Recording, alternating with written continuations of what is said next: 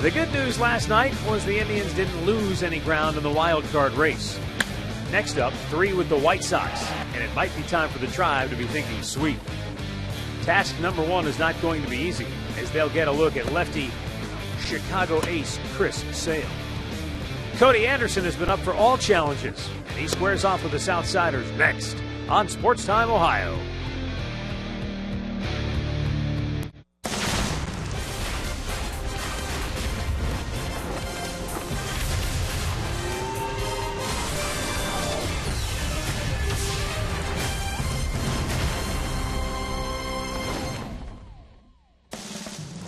Cleveland Indians' longest homestand of the season continues tonight here at Progressive Field on a beautiful night. Tribe welcoming in the Chicago White Sox. Hi again, everyone. Matt Underwood alongside Rick Manning.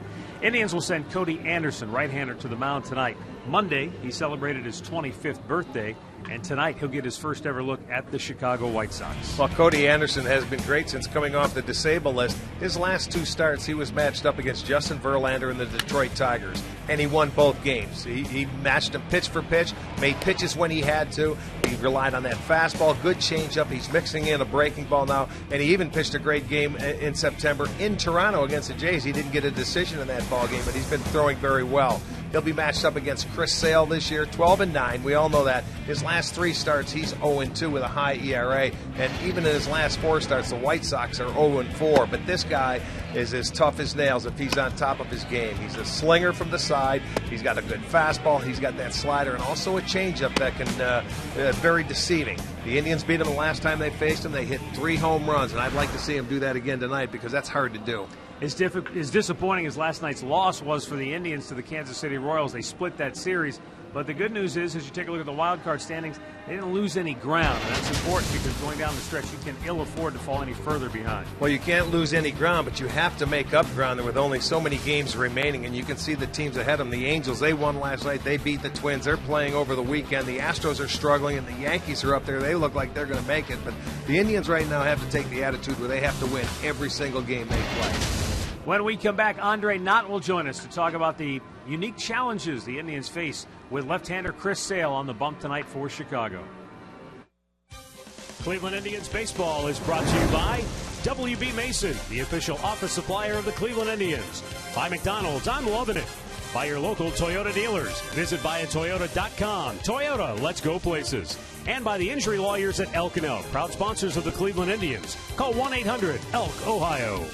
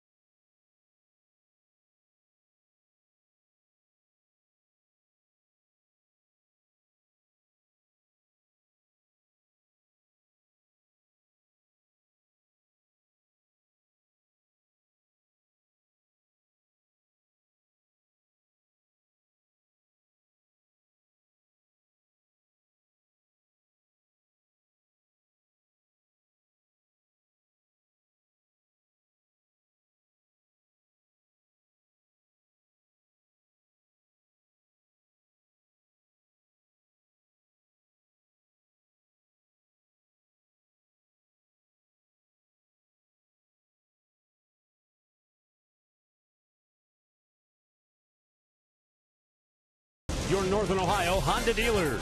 By the Cleveland Clinic. Call for an appointment today. And by the game-changing all-new Ford F-150. The future is tough.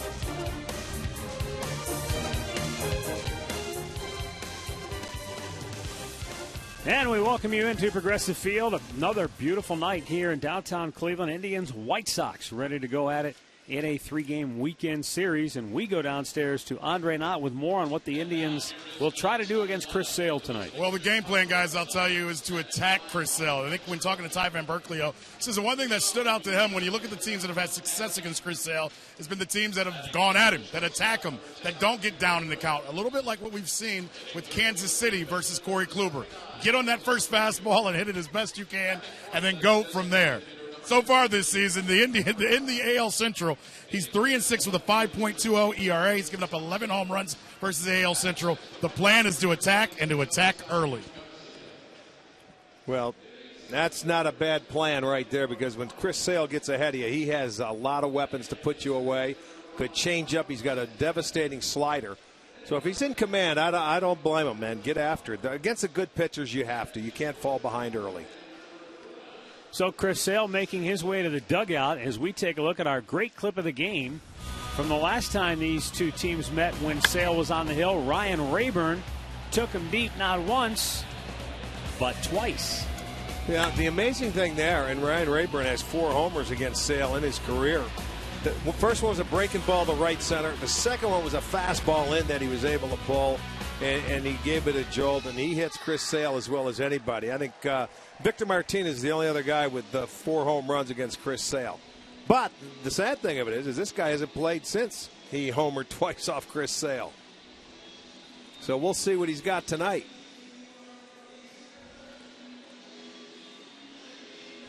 He gave that little basketball shot when he shook hands with Thompson.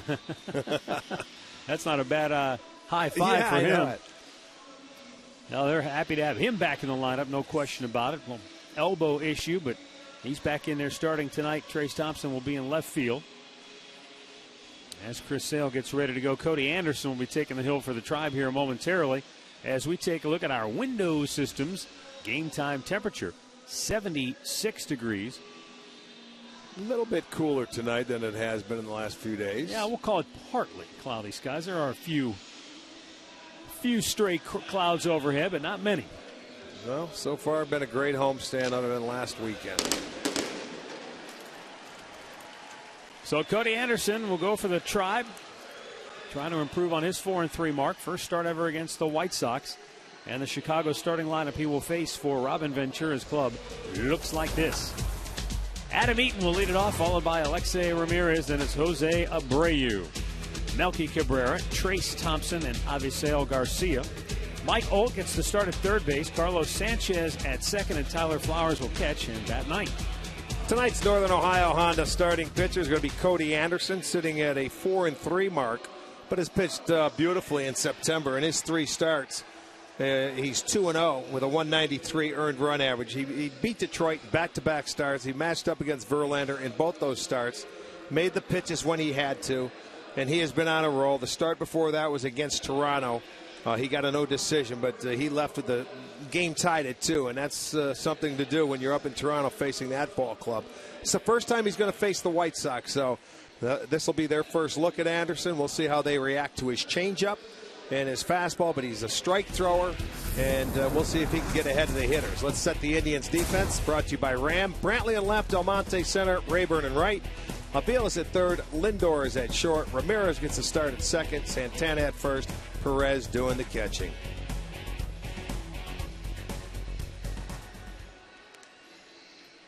Mike Everett has the plate. The crew chief, Tim Welke, will be at first base. Todd Tischner at second, and Chris Siegel is down at third.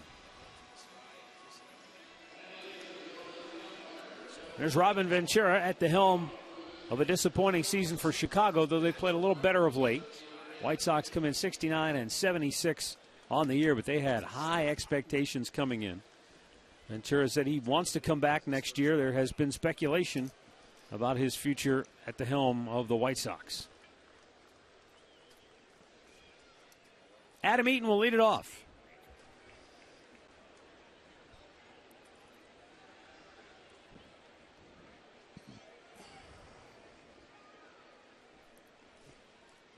And Cody Anderson's first pitch is in the dirt, ball one.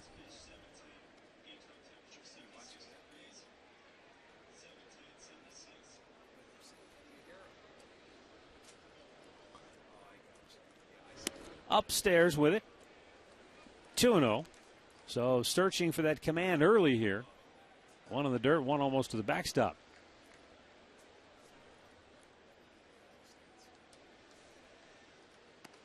And he misses again, ball three. Normally Anderson comes out throwing strikes.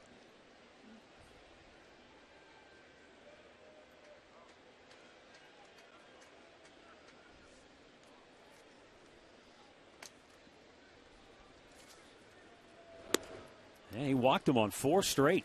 So Chicago's leadoff man is aboard as Eaton trots down to first, and he's stolen 15 out of 20 bases already on the year.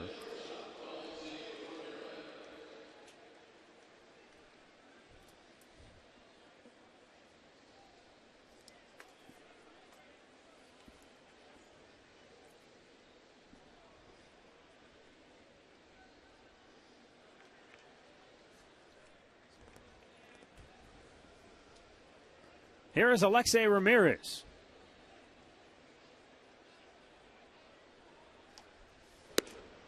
And he takes a high fastball for a strike just at the very top of the zone, and a break for Cody Anderson. He needed to get one in there. You know, it is strange when you miss with your first 4 pitches and you have one borderline that it's called. And this one did. It looked up in the zone, but there it was. If he's going to get it, that's fine. And he chops that one foul. It's quickly 0-2 now. It gets me thinking, though, if he's going to call that a strike, what's it do for Chris Sale? That can throw that high fastball up there. We'll see. That's what I don't like. Because if they have to swing at that, that's tough to catch up to.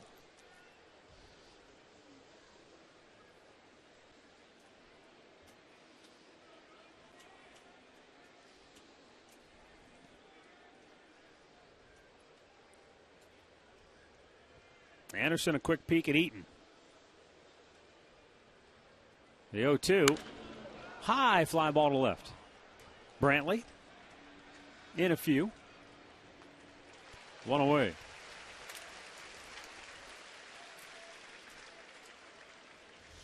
Keys to the game are brought to you by Wayside Furniture. Contain the table setters. Well, didn't start off well with a 4-pitch walk.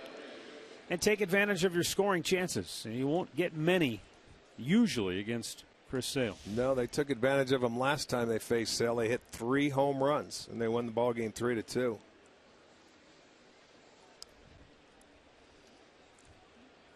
You saw Ramirez after he flied to left. He was coming back toward the dugout, and he had a big smile on his face like he had a pitch to hit 0-2 and just missed it. Sometimes you're surprised to see a pitch that's that good when you're down in the count. Jose Abreu takes a strike, and Roberto Perez doesn't like something. Well, it seems like everything's upstairs for Anderson. And normally he's a guy that can get it down and keep it at the knees. That's when he's very effective. So I'm thinking Perez sees something. He wants to talk to him about it and just try and settle him down. Drive that ball down in the zone. Concentrate, maybe focus a little more on the mechanics of the delivery. Well, sometimes it takes the starters, that first inning to get out there and get a feel or a rhythm. And you work your way through it.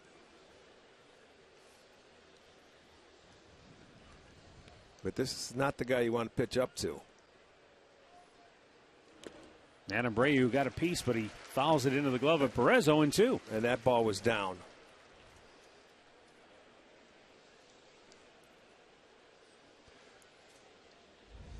Whatever he told him, it worked. Because there it is, down at the knees. That's where you want to stay, and that's where he has pitched. We'll see the approach of Abreu. We talk about what a good hitter he is when he gets to 2 strikes in a situation like this. See, he's trying to push it that way or fight it off and go to the right side. He gives in. And when I say he gives in, he doesn't try and pull the ball or anything. He tries to stay to the opposite field. That keeps him on the fastball and also the breaking ball. Let's go. He says, I want it down.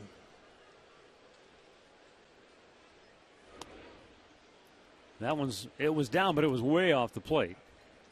1-2.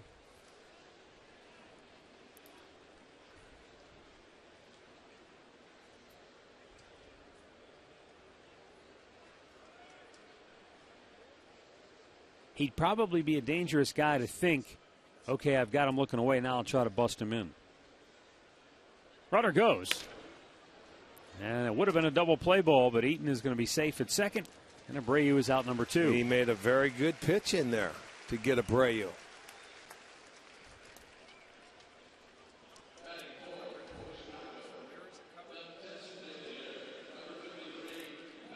So he did exactly that. He, threw a couple away and then got in on him. Got the ground ball, but with the runner going, the inning continues for Melky Cabrera.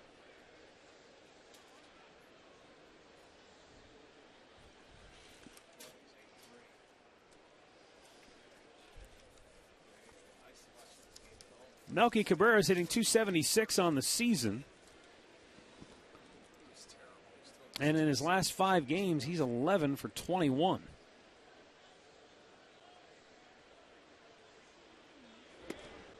Spun out of there, and it's called a strike. Tells you he was probably looking away. Well, as you come up and you face a guy for the first time, you almost want to see where you take a pitcher to see where his arm slot is coming from. Try and pick up that window where he releases the ball just to get a good read. That was a changeup, and he has Cabrera out in front. Really good action on that changeup. Well, he has a very good changeup. You don't realize that until you see the hitter swing. Look at the movement. Great. The rotation going down and away to the left-handers.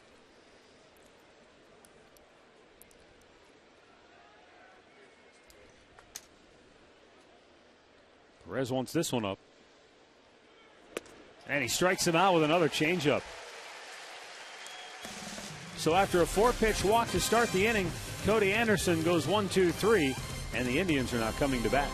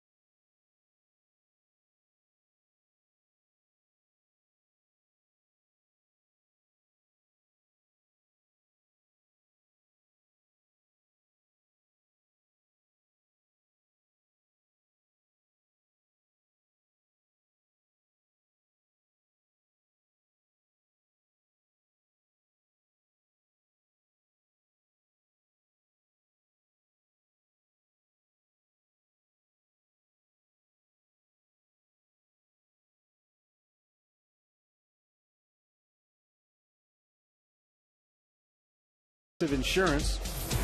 Francisco Lindor will lead it off, and it's Mike Aviles, followed by Michael Brantley. Ryan Rayburn, Carlos Santana, and Chris Johnson in the middle. Abraham Almonte, Roberto Perez, and Jose Ramirez will round it out.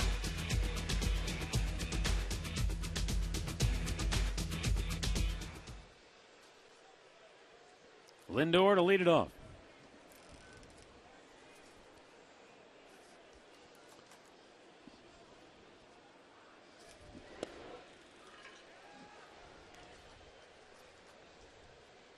This is not the exact lineup the Indians ran out there when they beat Sale in Chicago 12 days ago. Sale can't find the handle, and Lindor is safe at first. Isn't it amazing when a pitcher gets up there, and he had more time than I think he thought, but they put pressure on themselves thinking he has to pick it up with his glove, plant, and throw, and he never really picks it up. In the transfer, he dropped it. So Lindor is going to be credited with a single. But I think if he catches this ball, he can make a play. In the transfer, never got it into the hand.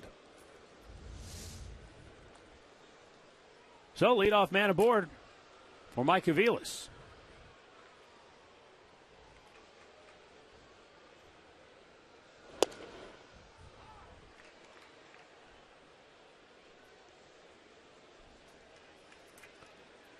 You know, it's interesting. You think maybe Terry would go with the same lineup that the Indians used. But when you think back on that game, it was 2 solo homers by Rayburn and 1 by Aviles. That was it offensively. The Indians didn't do a whole lot of damage otherwise. Well, he doesn't give up a lot of hits. 165 hits, make it now 166 and 187 in 2/3 innings. So that's one way you're going to have to beat the guy. You get a guy on base. It'd be nice to hit a home run. I mean, that's the most home runs he's given up all year in any game. 3 other times he gave up 2 home runs in a game, but you can't count on it off this guy. If he makes a mistake and you hit him out, it's great. Well, remember, it was Aviles who homered in the 4th inning in Chicago with the Indians down 2-0 at the time. It's a short swing, and he homered to left, and then 2 batters later, Rayburn homered, and we were tied. This time, though, Aviles grounds into a double play.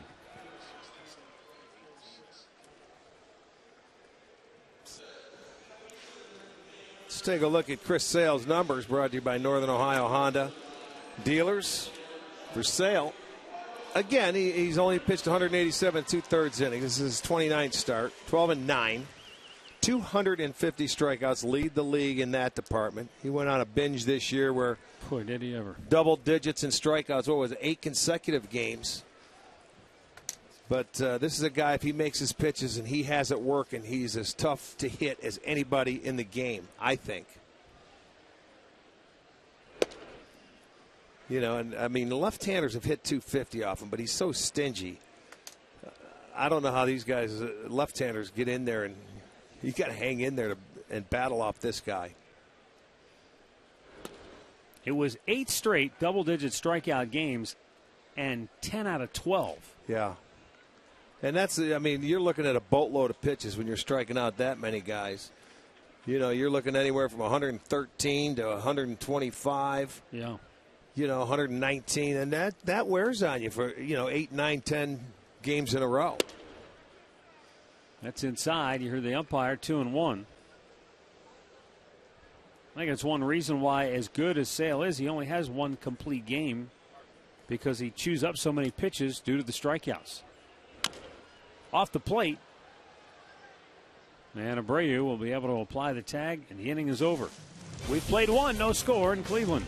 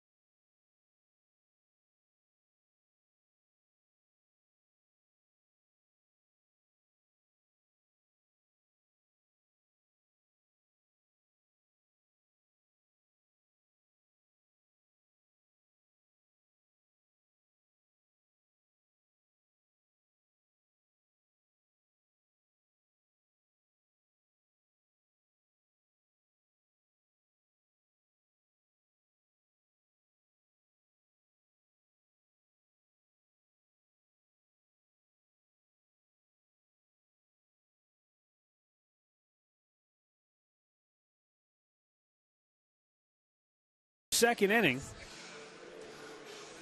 Trace Thompson, Avisail Garcia, and Mike Olt due up for Chicago. Cody Anderson in the top of the first made 15 pitches. The first 4 were balls. And in the last 11, he threw 10 strikes.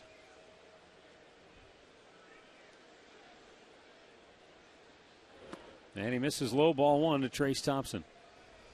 Here's a young player that had a really good series against the Indians back in Chicago. He was playing right field in that series, a good outfielder, played center in the minor leagues. He shoots this one to deep right. Rayburn on the run, can't get it. Diving effort, ball hops over the fence. It'll be a ground rule double. And Thompson picks up where he left off against the Indians in Chicago. Boy, he sure did. He picked on a ball away, and Rayburn gave great effort right there, and it just seemed to slice away from him. Good thing it bounced into the seats because that was a double. That was a good pitch down and away. Thompson stayed on it. Rayburn just couldn't catch up to it, but it gets over the fence. If it stays in the park, it's probably a triple. Just missed it. That's a couple of inches to run all that way and miss it. Man, you're not kidding.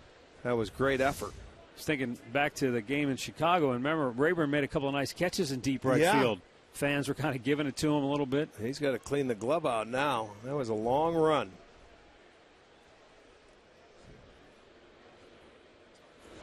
Avisail Garcia tried to dig that one out. It was a fastball in. It was sinking on him, but he couldn't get to it.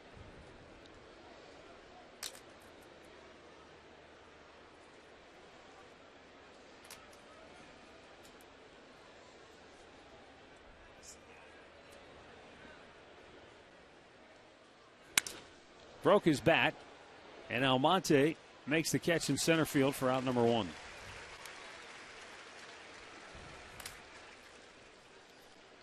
Injury report tonight brought to you by Elk & Elk. Boy, tough injury for the Pirates. Gong out for the season. That was everybody that saw it pretty much defended it was a clean slide. Well, Chris Coughlin. Gong himself said that. Yeah. But, boy, that's a tough way to lose one of your key guys. Did going you down see the stretch. the replay on Nelson? No. Unbelievable. I mean, a ball hit right off the bat, off his head. It was scary. Well, hopefully that works out okay. Well, he got up and walked off under his own power, and he was in the hospital for the night checking for concussions. But, boy, he was very lucky. Mike Olt, former Ranger. Takes outside. 1 ball, no strikes.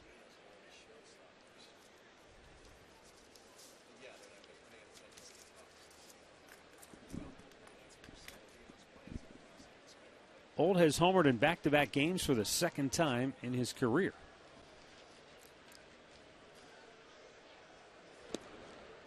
Well, he's given an opportunity to play third. Saladino is a guy that's been playing third a lot for them. Saladino normally a shortstop by trade, and he may be playing that every day for the White Sox next year, unless they pick up the option for Alexei Ramirez for $10 million, and I don't know if they want to do that. The 1-1. Missed outside. 2 balls and a strike.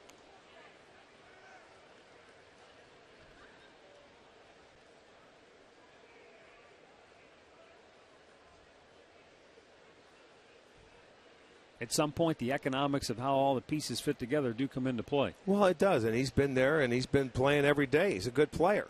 But they, you have up-and-coming youngsters.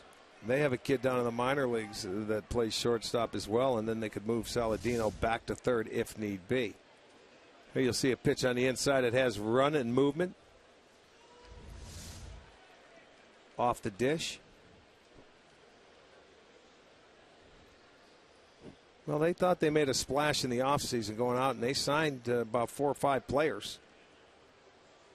It didn't pan out early. They thought they were going to score a lot more runs than they did. They've been much better in the second half scoring the runs, but it didn't pan out early. Signed some bullpen pieces as well. Swung on and missed a full count. Yeah, they signed Melky Cabrera. They brought in Adam LaRoche. Right, LaRoche, Milky. Robertson for the bullpen is closing.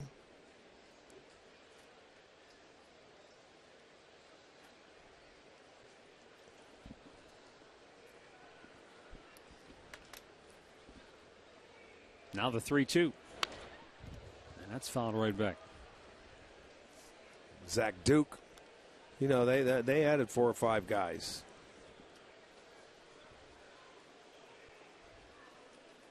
No, not to mention Jeff Samardzija. I mean, that was a big off-season acquisition right there. Boy, is he falling on hard times.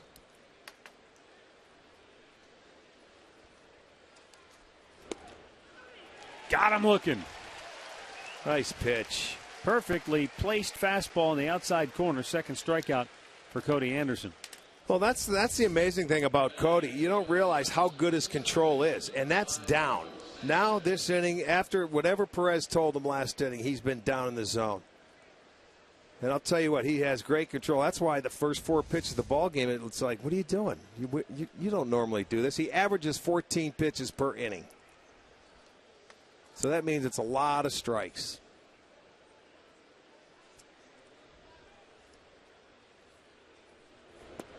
Down low, ball 1.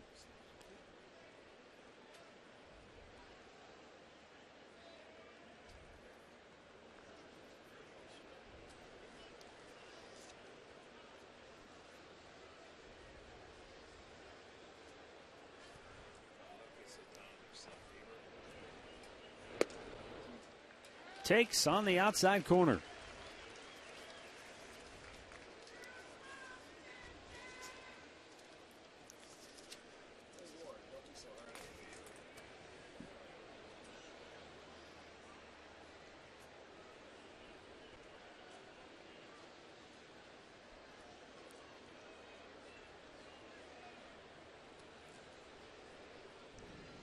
One on one to count.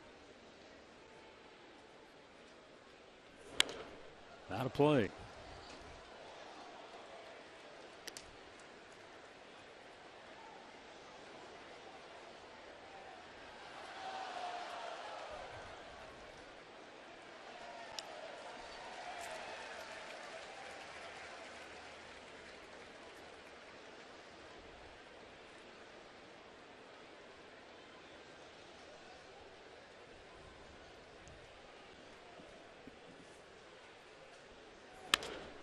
To third, off the glove of Aviles. Lindor picks it up, but he'll have no play. And the inning will continue as Carlos Sanchez reaches. We'll see if it's a hit or an error. It'll be charged an error to Aviles. Yeah, it's one hopper there. He has one step to make, and it's right there. That was a play that Mike should have made. Lindor picks it up and realizes he's not going to get it, so he just holds on to it.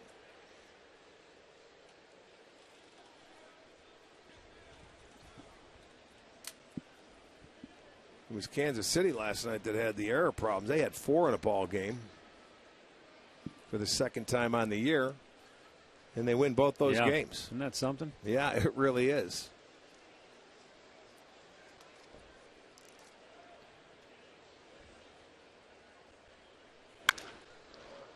Well, the umpire skipped out of the way, and a nice play by Jose Ramirez to throw out Tyler Flowers and end the inning.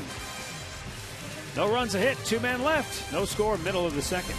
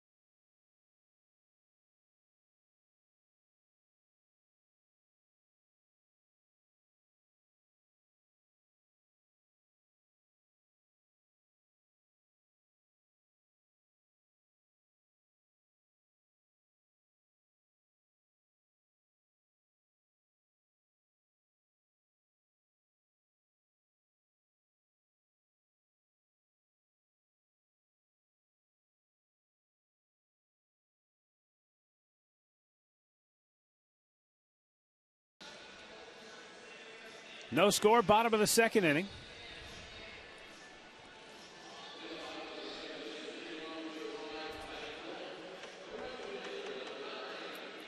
Our Levin Furniture player profile on Ryan Rayburn tonight. His numbers against the White Sox are off the charts, and he can't explain it. He's been asked about it numerous times. He said, I don't know. But the bottom line is he excels against them. You talk to every player that plays this game, and it seems like they have one team that they do very well against. And the White Sox happen to be Ryan Rayburn's. The White Sox know it. Anytime he plays, they're afraid. They know he's going to do something. Alexei Ramirez, the shortstop, will throw out Ryan Rayburn. 1 pitch, 1 out. Let's set that White Sox defense, brought to you by Ram. It's Thompson in left, Eaton in center, Garcia's over and right. Holt at third, Ramirez at short, Sanchez at second, Abreu at first, and Flowers is doing the catching.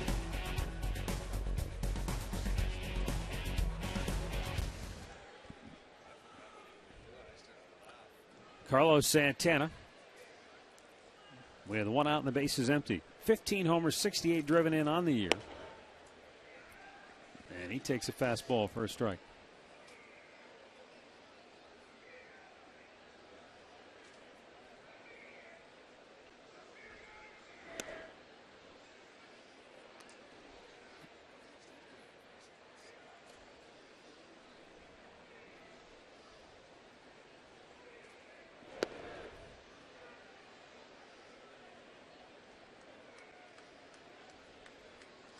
This is the situations the Indians hitters want to stay away from.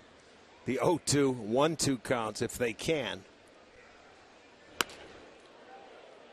That straightened him up in a hurry. Yeah, it will. Well, he went 0-2 slider down and in. He didn't swing at it. He went with the fastball up and in. He didn't swing at it. He can come back with a slider, go with a changeup. He does whatever he wants when he gets to 2 strikes. Well, that was a pretty well-located heater at 95. 2 down. Stat of the game brought to you by Buick. Most strikeouts per 9 innings pitched all time during a single season. Chris Sale is on the cusp of 12. Only Randy Johnson and Pedro Martinez have been north of a dozen. Yeah, that's something, isn't it?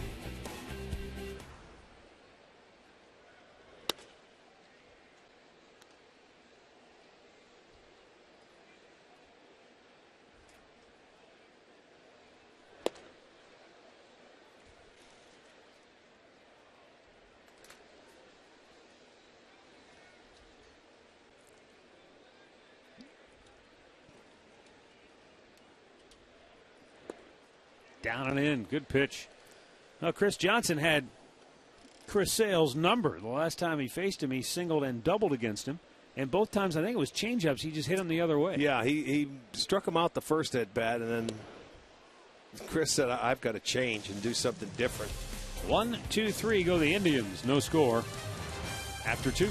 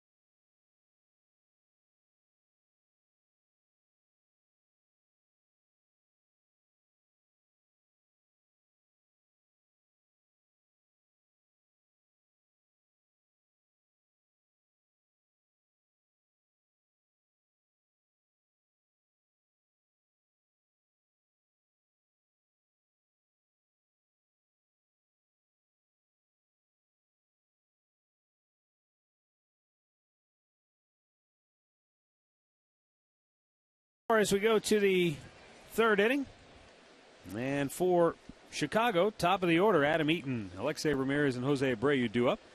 Matt Underwood, Rick Manning with you, joined now by former Indians pitcher Steve Karsay, back in town. Checking out some of your old proteges here? Yeah, it's nice to be back in town, watching some of the homegrown talent here on the field. Well, you're not very far because you coached here in Eastlake, right? So you were in town a lot. That's correct. All summer long. All summer long, out in Eastlake, Ohio, coaching the Lake County Captains and a bunch of young men in their first season to play. That has to be part of the fun of the job, is watching guys, develop, learn something that they can take with them and they make the jump up to the next level. Yeah, it's very rewarding. You see the progression of these young men as they come in, as whether they're coming out of high school or junior college or college, getting used to the professional ranks, continuing to get better, continuing to develop, and continuing to move level to level, to help the big league club win.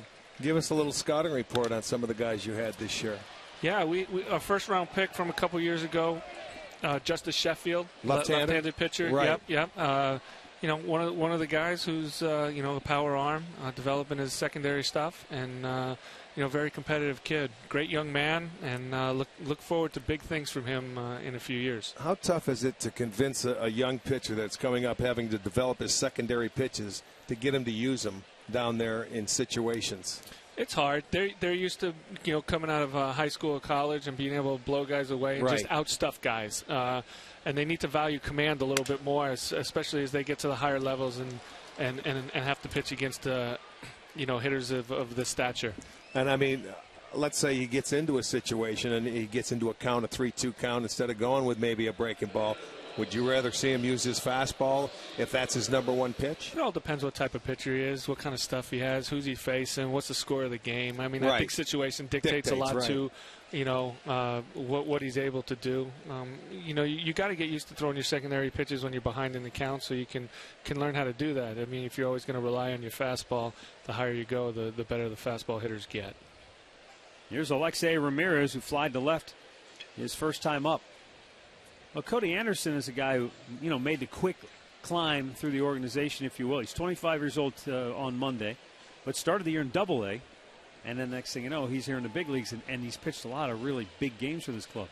Well, it happens fast. I mean, we try to tell the guys, listen, you never know when your name is going to be called. You just continue to make the strides. You continue to get better from outing to outing. You put in the work. You have good routines, and next thing you know, you get an opportunity at the big league level. When the opportunity arises, you need to take advantage of it and be able to stay here. This kid knocked the door down, man. In his first 4 starts, he was unbelievable. 7 to 8 innings for his first 4 starts and throwing strikes, and he was not afraid of situations or anything. He's done a really nice job since being here.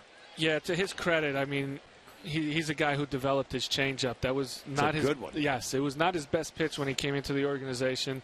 He's a fastball cutter, and as he got to high A and Double-A, he started to develop his changeup, use it a lot more, and ultimately it's a weapon here in the big leagues against these type of hitters. I mean, it's got good down movement going down and away. It's terrific, and he keeps everything down. Yes, he does. He pitches at the bottom of the zone, and he works off, the plane of his fastball. Visiting with Steve Karsay, Indians minor league pitching coach. You got to the big leagues quickly, didn't you? I did. How old were you when you made your debut? 21. That's what I thought. That's good. Nowadays, I'd say, my goodness, get them out of diapers at 21. You're right.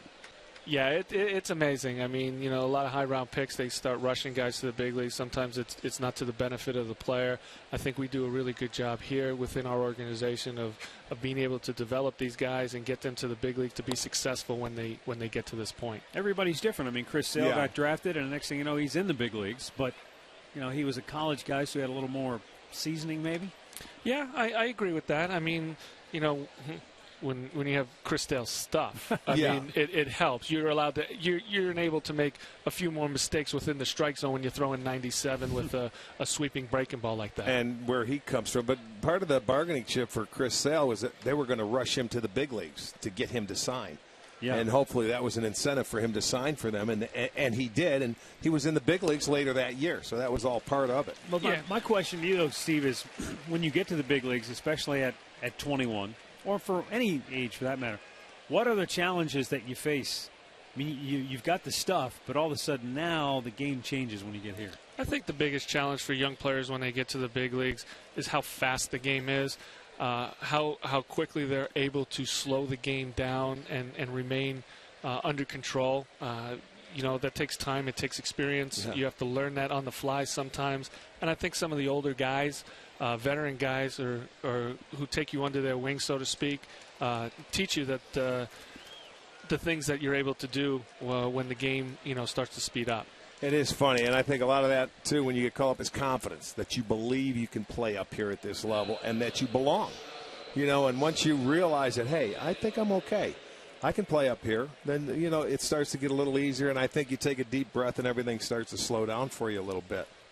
Yeah, when you're able to settle in and have a few good starts and gain some confidence and feel like you belong, like you said, that, things become never easier, but they become more relaxed for you, and you start executing pitches a lot more. You just trust your guy. I mean, you've got a big league catcher back there that knows the hitters. You trust him. You don't start shaking them off and start calling your own game. Eventually you can do that. Jose Abreu, tough spot here for Cody Anderson. 2 on, nobody out. This is when he's been shining, though. When he gets into situations like this, Detroit, that one game, 4th and 5th inning, 1st and 2nd, nobody out, gets the ground ball double play. That first start against Verlander. And he's got a tough hitter right here. Let's see what he does. Well, he got Abreu to ground to short. His last time up, that would be perfect right here. Started him off changeup. The big man took the first time up, and now he got him out with something inside, so he was looking for a little swinging room, and it was a great changeup down and away. It's such an effective pitch when you're able to stay at the bottom of the zone, especially when you need a ground ball to get you out of a situation like this. You got an infield here who's at the top of their game. They're great up the middle, and you want them to put the ball in play. You make the pitch, they'll turn it. Did it again. First, there was a time where right-handed pitchers wouldn't throw a changeup to a right-handed hitter. Why has that changed, and when did it start to change, that philosophy? I think you continue to grow with the game, and you find what is the best mix for each individual. I mean, if you have a really good changeup, it doesn't matter if it's left on left, right on right. You're able to work that off your fastball and be able to get guys out front anymore, because you disrupt the hitter's timing and you're able to do stuff like that. 3 in a row. He tripled up. He didn't give in, but every one of them had quality location. I mean, he didn't make a mistake with his changeup. He buried it down in the zone, and every pitch was down. If he was going to hit that ball, it would have been on the ground. He made 3 quality changeups right in a row, and he gets the strikeout to one of the league's best hitters. So what you're saying is it's not so much the philosophy of it, it's how your changeup plays. That's correct. I mean, you're watching a guy here, his changeup has some depth to it. So when it has some depth to it and changes some planes, you're able to get the ground ball and do what you need to do. And then he comes back and starts the next guy off with a fastball and has got a second out of the inning. 2 down. Eaton will tag and move to third. Ball gets away, but nobody else will advance. And now they've got to figure out a way to get Trace Thompson out. This guy's been swinging it very well against Cleveland. Yeah, he has. Well, there's a break. You let him put it in play, and he hits it at somebody. That's all right. You get an out. Out number 2 and a chance to get out of the inning. Has your venture into coaching been rewarding? Has it been what you thought it was going to be?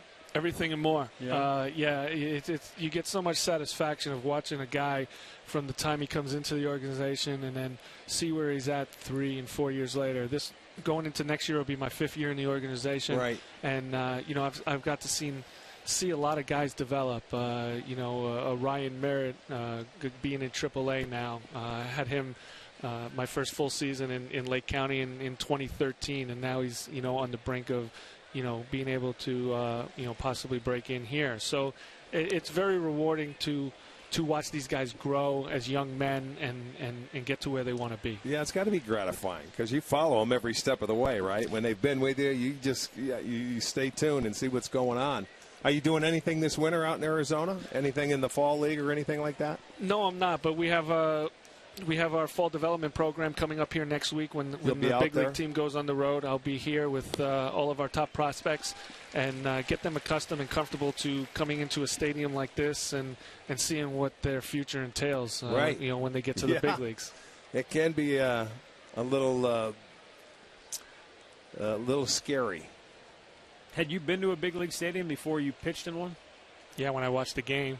Other than that, yeah, as a fan, right? As a fan, but it's a whole different story. Well, when some you walk guys out have of the field. never even been as a fan. And some guys, they get drafted. The first time they're in a major league stadium is the first game they play in. Yeah, I went to one game before I was in the major league stadium. Went to minor league games before when I was a kid growing up, but that was big leagues then. Yeah, when they walk in the stadium and they see the third deck, it becomes a little bit different. Deck, you're right. Makes a huge difference. Trace Thompson with White Sox at the corners and 2 down. And now time called before the 1-2 pitch coming up from Cody.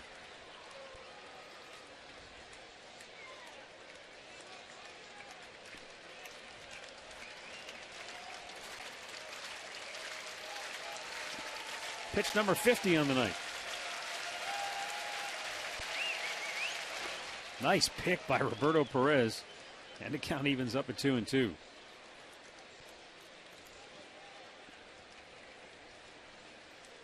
You had such great stuff, and you talk about outstuffing people when you first came up, blazing fastball, big curveball. When you had the surgery and you came back, did it change your approach? Did you have to think about pitching differently? I learned how to become a pitcher because the stuff wasn't there when I first came back. So I had to learn how to locate a little bit better, disrupt hitters' timing, and change planes. Well, Cody Anderson did a heck of a job right there to get out of that inning. First 2 guys reached, then he sets them down 1, 2, 3. Thanks for stopping by, Carson. Thank you guys for having me. Steve Carsey, Indians minor league pitching coach, with us. No score, Indians White Sox, middle of the third.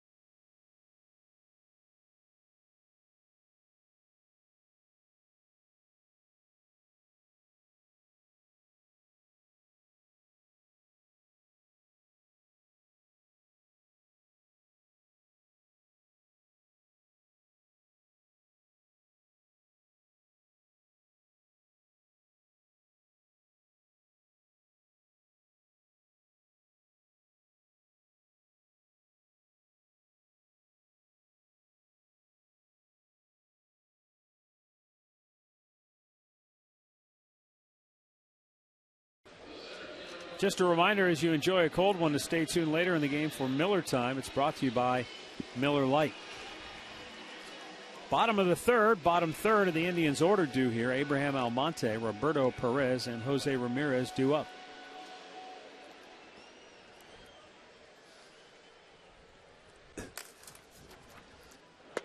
Inside, ball 1 to Almonte.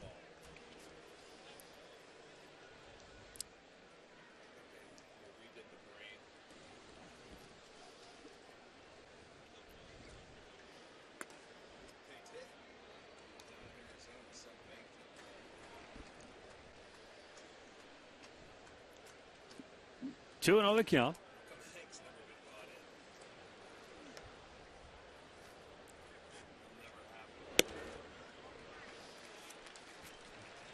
And now Sale is 3-0 to the Indians' leadoff man.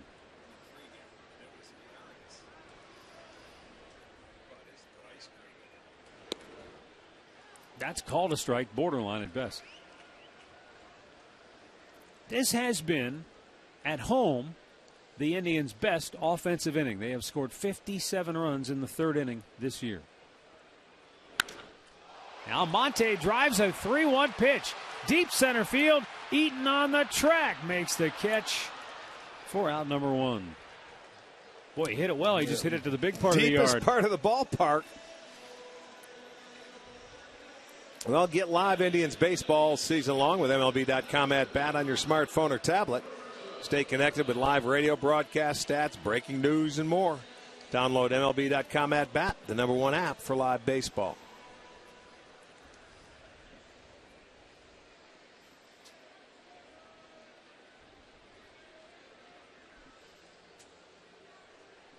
Roberto Perez will step in here.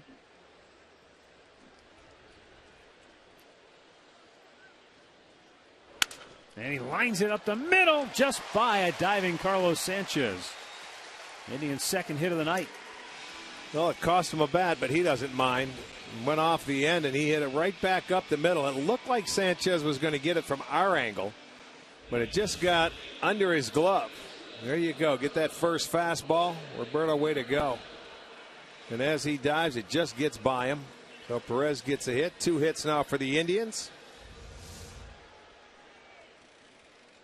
And it will bring up Jose Ramirez. Jose Ramirez batting .212 on the year with 4 homers, 20 driven in. And he shoots one right at Sanchez. It goes through the wickets. Oh, a tailor-made double play ball goes awry, and the Indians are in business with 2 on and 1 out. Well, that really is amazing. We saw that last night. You're going to see it here. It looked like a one-hopper. Now, the ball was hit hard. I'm not saying that. He just didn't catch it. Went off his glove and through the legs. So the Indians get an extra out here and see if they can take advantage. Arcia in the driver's seat on Francisco Lindor. In his first 83 games, he's on a pretty select list. 103 hits. Well, it seems like he's doing something special every night. Whether it's hitting, whether it's fielding, there's always something. Always seems to be in the middle of it.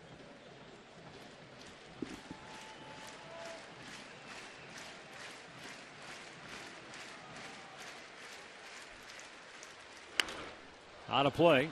Terry Francona was asked, should they have called him up earlier? And Terry said, it's a fun argument. I understand why it makes for good conversation, but he said if you really think about it, it doesn't make a lot of sense. He said, you don't call up a young guy just because you've got another guy struggling, because then if that guy comes up and struggles, now you got 2. Then you got your best prospect in a funk. And then he said that's where you can really run into mistakes. 2 down. Well, that was a clinic right there. The pitch before this was a fastball in. This one's coming that slider down and in, a back foot slider that he was able to get Lindor to swing over the top of. Big sweeping slider. So he gets the second out, and he's trying to pick up his defense.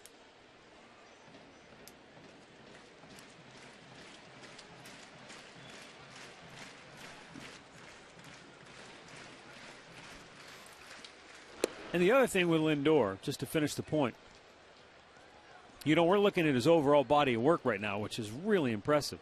But Terry pointed out, he said, those first 100 at-bats, he didn't exactly set the world on fire, but he didn't get overwhelmed either. That might drop. It will. Perez will score the game's first run. And the Indians lead it 1-0 on a 2-out RBI bloop single to center by Mike Aviles. Well, you put the ball in play and something good can happen, and it did right here. So they take advantage of the error. It was a good pitch by Sale. It cracks the bat of Aviles, and it looked like Sanchez is the only guy that had a chance. It might have went off his glove. Looked like it, didn't it? It sure did, because it one hopper. Let's see. It did go off the end of his glove, so a game of inches. That run will be unearned, but they take advantage of the error. They put one on the board, and you have to do that against a pitcher like Sale. With Michael Brantley stepping up, the Indians have first and second and 2 down. And he lines it to left field. That's a base hit. Thompson cuts it off, but Ramirez will score. 2-0 Cleveland. And once again, the Indians' third inning at home, their biggest run-scoring inning on the year. And they plate 2 here in the third. And they do it with 2 outs. Once that first one falls, it seems to get easier for them. So they've got the crooked number on. Look at Brantley, a nice job of staying with that ball. A low fastball going away. Sliced it to left field. Thompson did a nice job of cutting it off. Keeping Aviles at second. Snaps it 0 for 13 for Brantley. Almost think it has to be his longest slump of the year. I think it is. He never went more than 2 games without a hit. Well, that's a big one, as you said. It keeps the pressure on Sale. Now with 2 down, Ryan Rayburn steps up.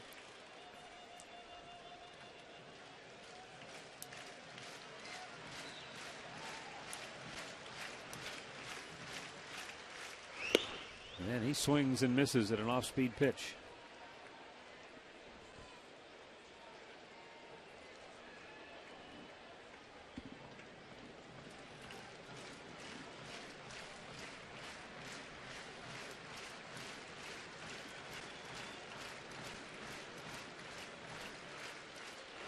Big curveball, misses up and away.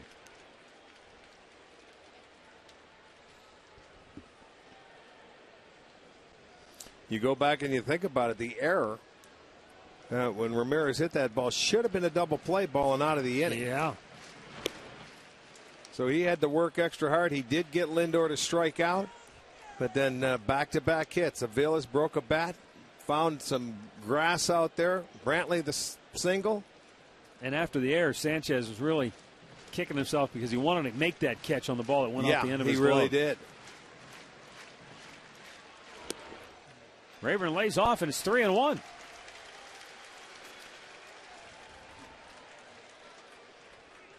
Now, both these guys, Rayburn and the on-deck hitter Santana, have had some success against Sale, but he wants to be careful here. He doesn't want to get out of control and put a big crooked number up. High, ball 4. The bases are loaded as Aviles moves to third, Brantley to second. And Carlos Santana's coming to the plate. He'll be the 8th man to bat in the inning. And pitching coach Don Cooper is going to the center of the diamond. And the Indians' trend of scoring with 2 outs continues. 24 of their last 28. They've scored at least 1 2-out run, and they've got 2 on the board here in the third. You know, and earlier in the year when they weren't scoring it, it seemed like everybody was pressing when they got up in 2-out situations and there was runners in scoring position. Now it's almost like, okay, let's go. We'll get it done. When you get the first one, it seems like everybody else relaxes. Chris Sale never said a word while Don Cooper was out there. He looks like he could bite through an iron bar right now. I'm sure he can. Maybe mad at himself, but also upset about the misplay. Although every pitcher deals with that. It's not. Well, he gave up a broken bat hit there, but he's mad at himself for not shutting it down and picking up his defense, if anything. He's never a guy that makes excuses. Santana fouls it off. Carlos struck out in the second inning.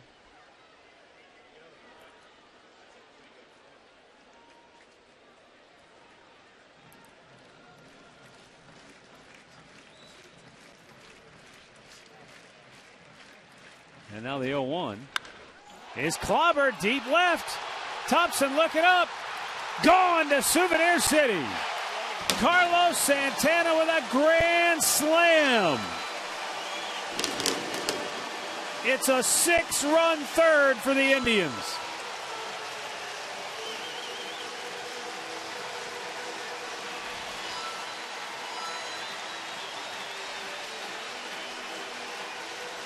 Second time in his career he's hit a grand slam. And this one really blows the lid off the inning. Well, he got him a fastball down in middle of the plate. And Santana golfs that one out of here. Look how easy that swing was, too. Know. Yes, indeed.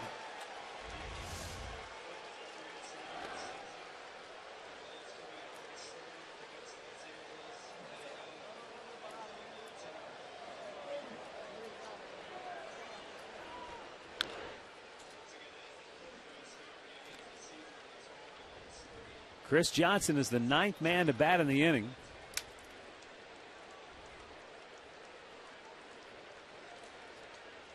Well, give the Indians credit. They took advantage of a situation, that extra out in the inning, and they put a big crooked number on the board. Boy, did they ever. They didn't stop. They got the first one, and they haven't looked back. And that's not easy to do against a starter like Chris Sale. But that home run came at the right time. 4th time in Chris Sale's career he has allowed a grand slam. Well, after giving up 3 to the Indians last time, it cost him a ball game. He's shaking up right now. So the Indians will bat around as Abraham Almonte comes up for the 2nd time. He flied to deep center. Remember, this inning began when he had a 3-1 pitch and he smoked one to deep center field, but it died on the warning track. But after that, the Indians have taken aim, and it's been a long inning for Chris Sale. The error was critical now when you look back on it, because it was a double play ball. The inning would have been over. Instead, Sale continues to try to get himself out of it. Yeah, he's having a tough time.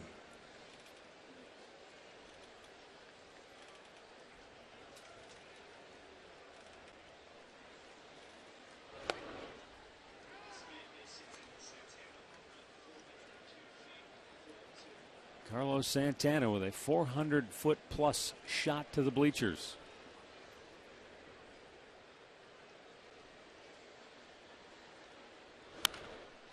Almonte squibs one towards second, and Sanchez throws him out to end the inning.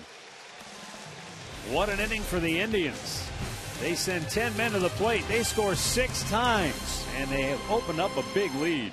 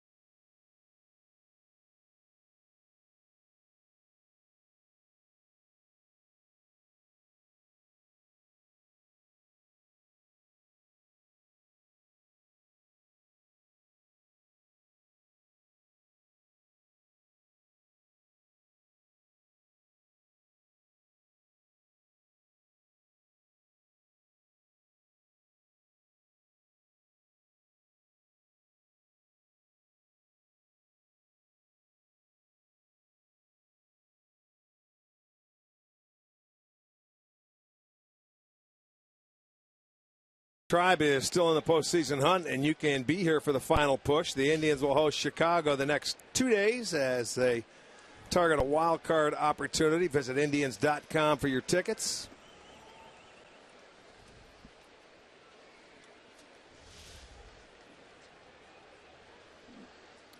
Avisail Garcia, Mike Olt, and Carlos Sanchez for the Sox here in the 4th.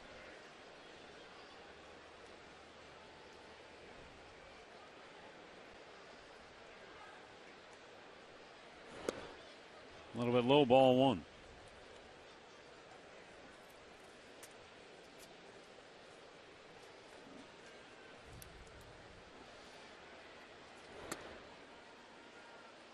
Upstairs 2-0.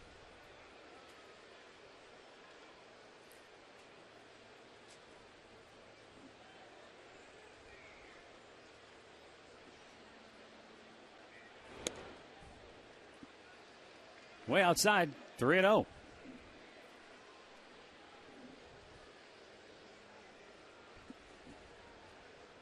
This game began when Cody Anderson threw 4 straight balls to Adam Eaton and walked him.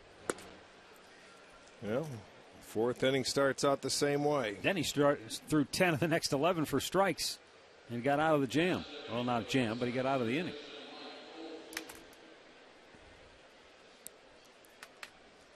Mike Aviles in for a quick pep talk. I want to send along some congratulations to Allison and Clay Davis. They welcomed Grace May Davis this morning in Columbus, and Granddaddy's very happy. Bob Zink. He's the grandfather for the 2nd time, so congratulations to everyone. Congratulations, Zinker and family. Mike Olt takes a strike.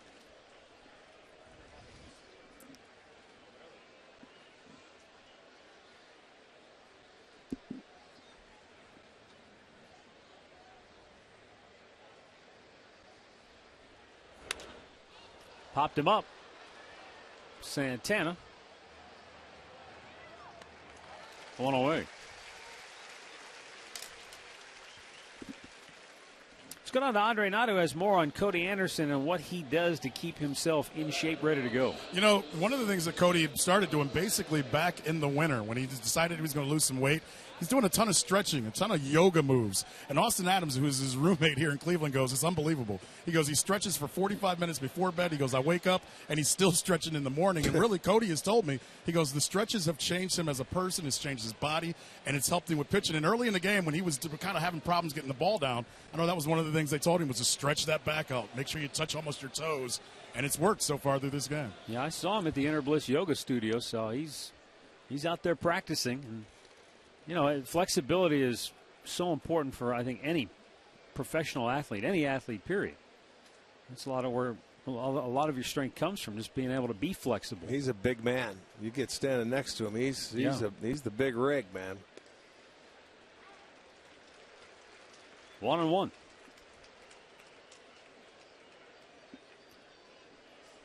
Carlos Sanchez reached on the error by Aviles in the 2nd inning, but then committed a critical error himself and allowed the Indians to score 6 unearned runs off Sale in the 3rd.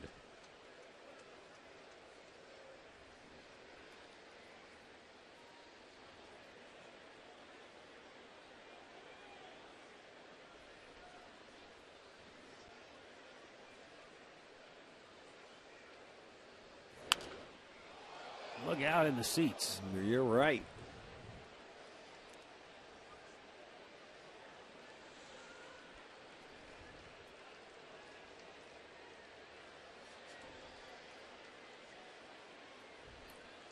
Well, I wonder if Austin is living with this guy, that maybe he's gone to that stretching or the yoga. You see your buddies doing it and it works for him. Maybe it wears off and it'll happen to you as well.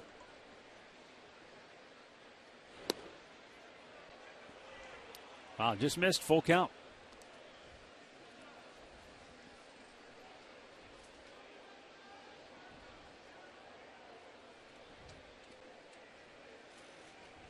Garcia walked to start the inning after Olt fouled out. Sanchez waits the 3-2 pitch. And it's low, ball 4. He's walked 2 in the inning. Not what you want to do after they just spotted you a 6-run lead. No, I know. And I was thinking along the same lines. Well, you got to throw a strike to this guy in this count.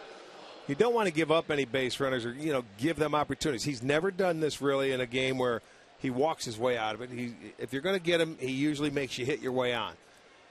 But there's a couple of gifts right here. Let's see if he can come back and make his pitch, get the ground ball double play, and get out of this inning. Tyler Flowers grounded to second base. His only time up. That's the one thing I like a lot about Cody Anderson is, he doesn't walk you. He's going to make you hit your way on. Well, tonight he already has 3 walks, and the 2 out of those 3 come on 4 pitches apiece. Out of play. Yeah, he walked the leadoff man. Yeah, that's the most he's ever walked in a game is 3. So here's the White Sox 0 for 8.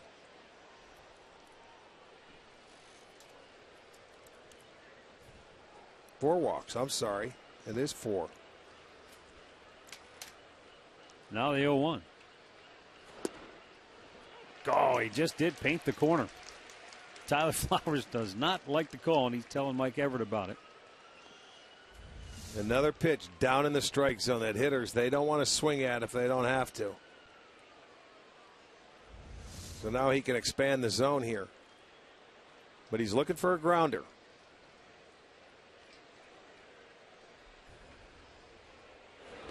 Oh, he strikes him out with a wicked breaking ball in the dirt. That's a rare pitch for him, that curveball. Strikeout number 5 for Cody. 2 down. But it comes at the right time. The time where a hitter hasn't seen it before, and it looks like a strike. It's a ball. You bounce it around the plate, and you get the swing. 2 outs.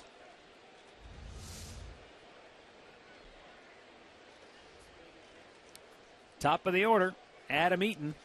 Eaton walked in the first. He singled in the third.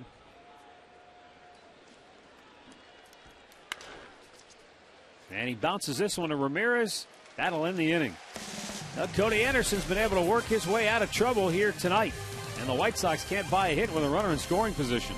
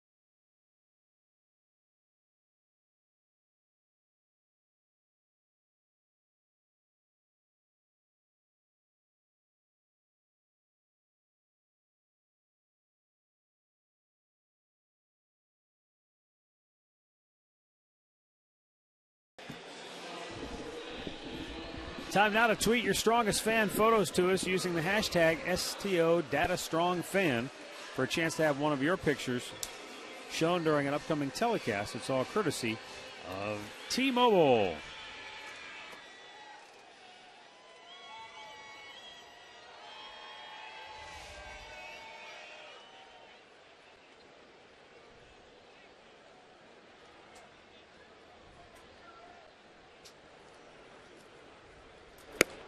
A little bit outside to Roberto Perez.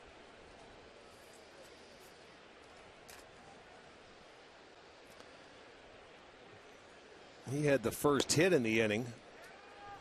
Last inning when they put 6 on the board, broke his bat. Sanchez was diving for it. He got into center field.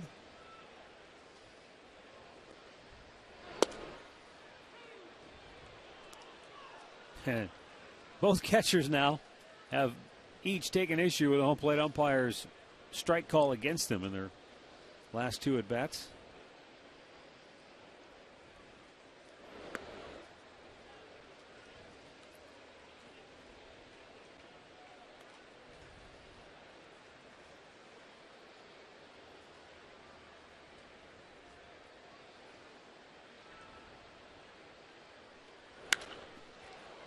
Fly ball right field. Garcia has a routine play here. He'll camp under it.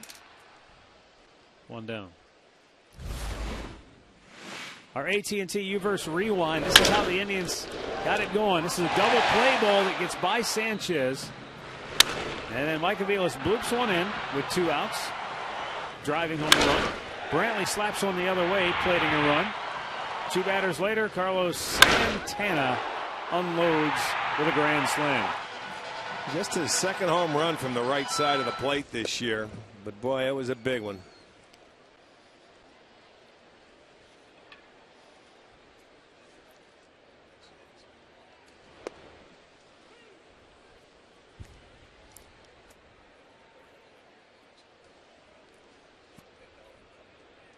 Two strikes for Ramirez, and he bounces it to short. And Alexei Ramirez, no relation, throws him out. 2 down.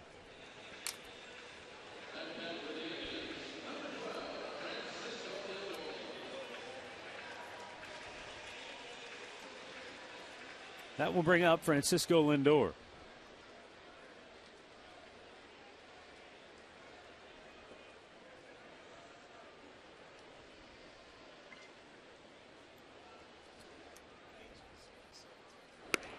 Pitch outside.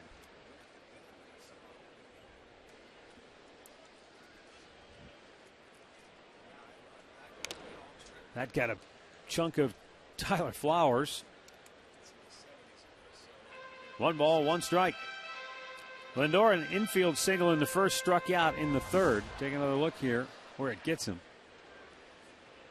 Oh, right off the toe.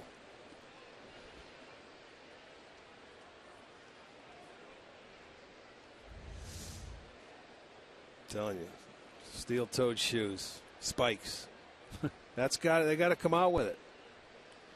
Save all the pads. Liner, and it's caught by Ramirez to end the inning.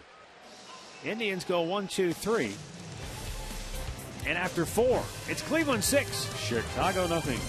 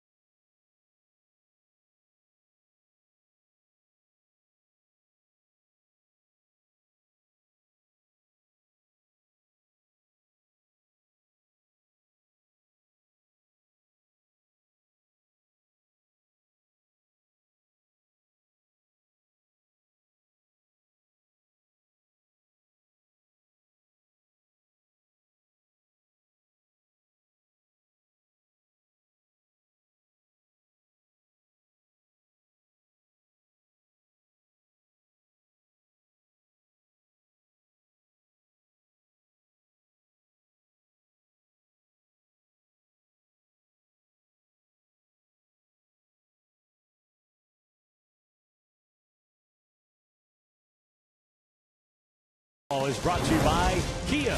Visit mykiacleveland.com to learn more. By Levin Mattress, located in all Levin furniture and freestanding locations. And by AT&T Uverse, has more channels on the go than cable.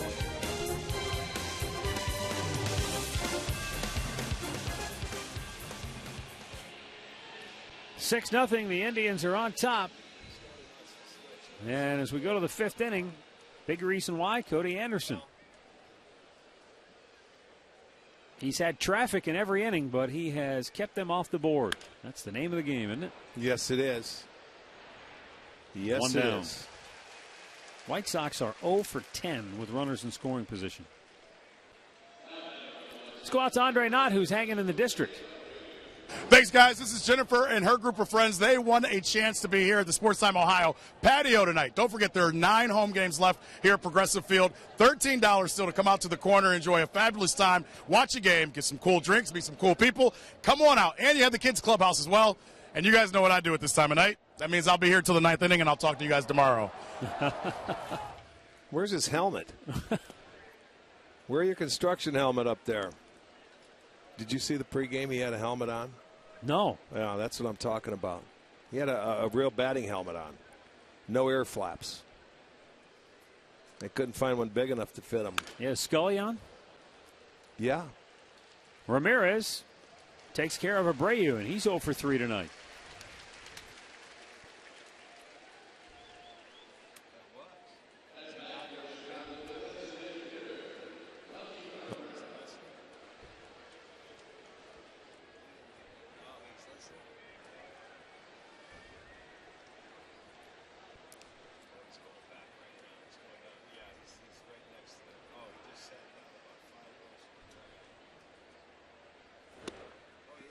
Melky Cabrera, second time tonight he's backed away from a pitch that was called a strike.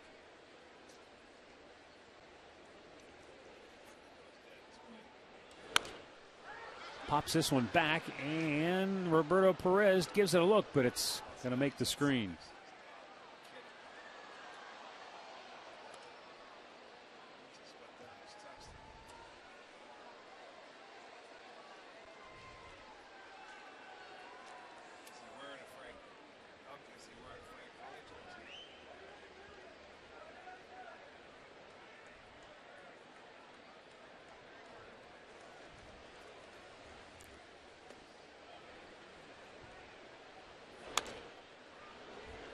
And that was a foul ball.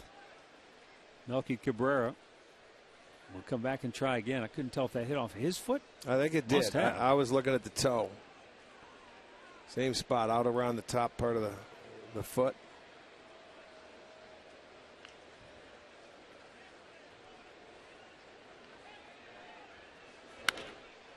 Hit pretty well. Deep right field. Rayburn back. He's looking up, and it's going to find the seats.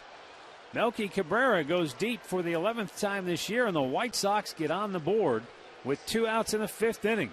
It's a 6-1 ball game. Well, he got a changeup that he was able to stay back on. I want to see the location. But Cabrera, one swing, puts him on the board. Solo home run, no harm. He went out. Here's the changeup coming. That ball was middle of plate, but it was down.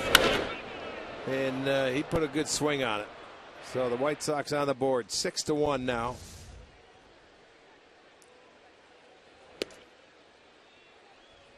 Goes right back in there for a strike to Trace Thompson, who doubled in the second, but struck out in a key spot with 2 on, 2 out in the 3rd.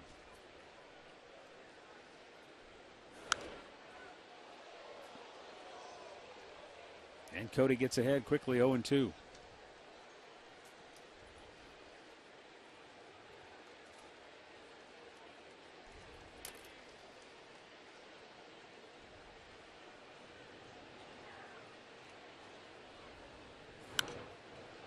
Another foul back.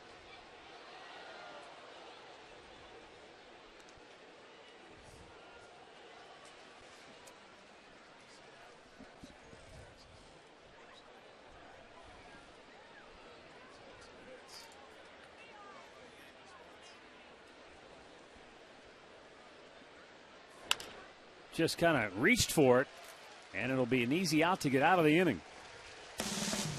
White Sox get on the board, but we go to the bottom of the 5th, and it's 6-1 Cleveland.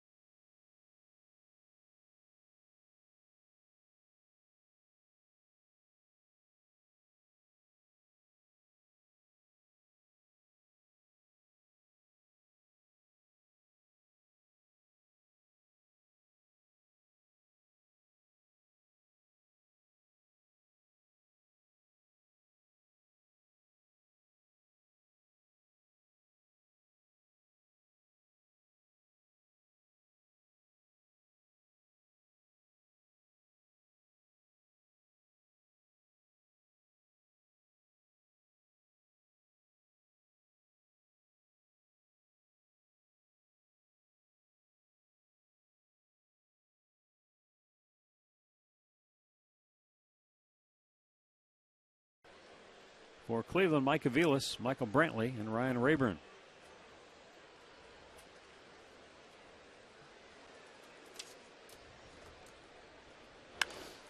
Out of play right side. You know, we look at Chris Sale's numbers, and you know how tough he can be to hit. But when you get him in the Central Division this year, what a difference a year makes. Last year he was 6-2 with a 263 earned run average.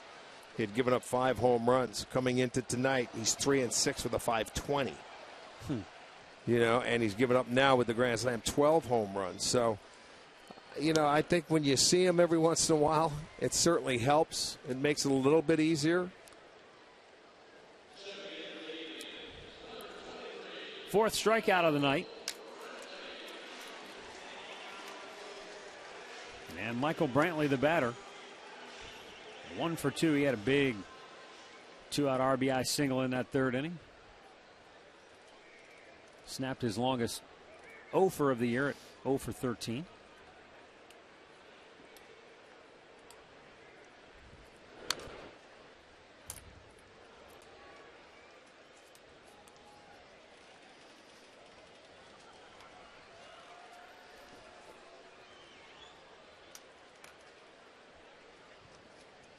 Brantley began the night tied for 3rd in the league in batting average.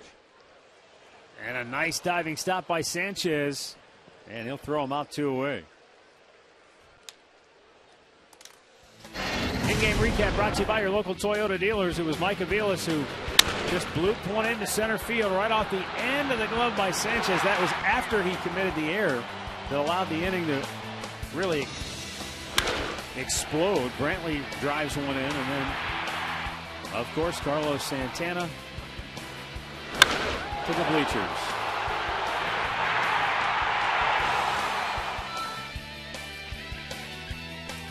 So the other guys who have hit grand slams off Chris Sale include Mike Trout a year ago. And 2 years ago, Josh Donaldson. Okay. And Mark Reynolds when he was with the Indians. Oh, I remember that one. That's when they roughed. That was a year that Sale had a tough time beating the Indians. They roughed him up that year. 1-2. Rayburn walked to load the bases in the 3rd, ahead of Santana, who unloaded him.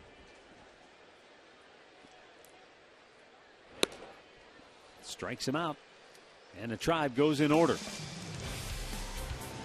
We go to the 6th, 6-1 Cleveland.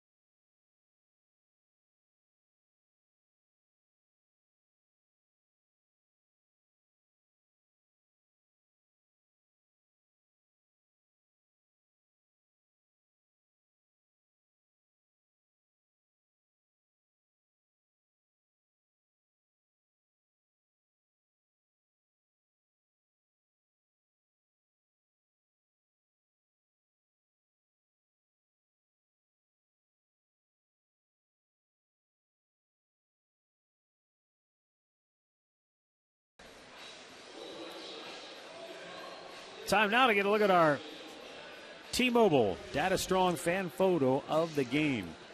And don't forget, you can tweet your photos to us by using the hashtag STO Data Strong Fan for a chance to have one of your pictures shown during an upcoming telecast courtesy of T-Mobile. So Cody Anderson goes to work here in the 6th inning. Just shy of 80 pitches on the night. 52 of the 78 have been for strikes. 11 outs on 3 pitches or less. And the White Sox are hitless on the night with a runner in scoring position. 0 for 10. Almonte got a good break on it, reaches down and snares it for out number 1. Got a good break on it, but it was sinking in a hurry. That ball was cutting back and sinking. A lot of times in center field when the ball's hit at you, it's straight. This time it was not. It had top spin to it. You could see it going down as he was going over to cut it off. Then it started sinking on him.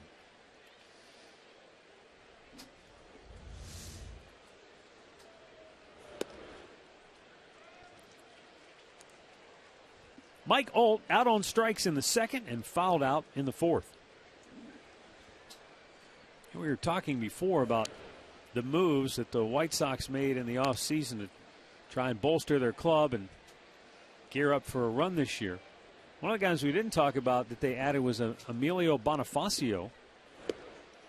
You know, not necessarily as am I saying that's a headline type move, but you know, a year ago he hit 279 with the Cubs, so they bring him in. This year he was designated. He's hitting $167 on the year. And he's back with the Cubs, I believe.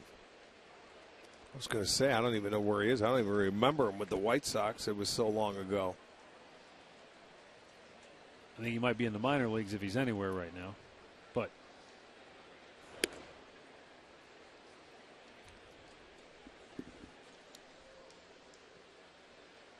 we saw him, you know, early in the year when these two teams met. He was part of the club.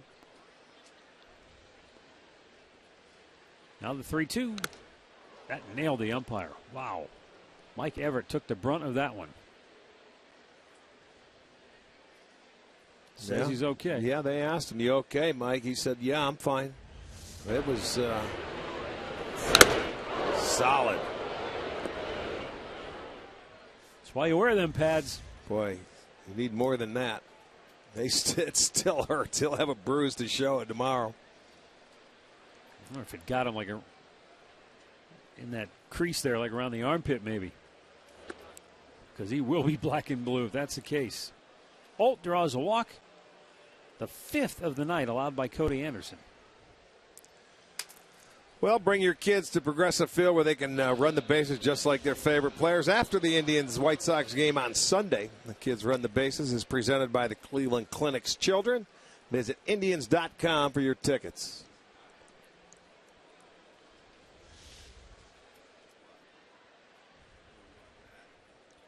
The batter is Carlos Sanchez, who reached on an error in the 2nd. He walked in the 4th.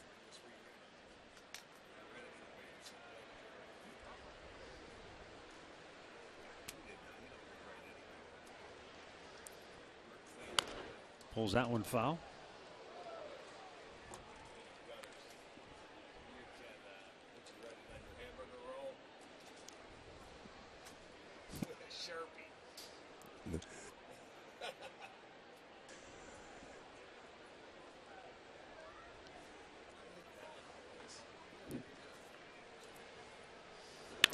Line drive and a base hit to left.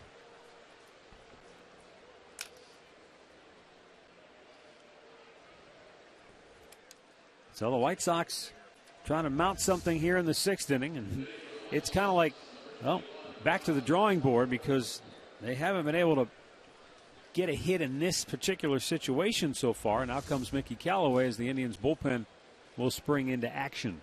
Well, you keep getting opportunities, and sooner or later you think it'll happen. The Indians did this yesterday. They couldn't hit with runners in scoring position. Sometimes that happens. But, you know, even though the 5 walks, which is a season high for Cody Anderson, he's been able to pitch around them. The only way they were on the board was the solo home run last inning. But now it's 1 out, 1st and 2nd. They just want to make sure they don't let them cut back into this lead. So the bullpen is up and throwing. That's why Callaway is out there. He's at 88 pitches, so he's in good shape. Once again, this guy, when he pitches to the low part of the strike zone, which he does, He's only one pitch away from getting out of it.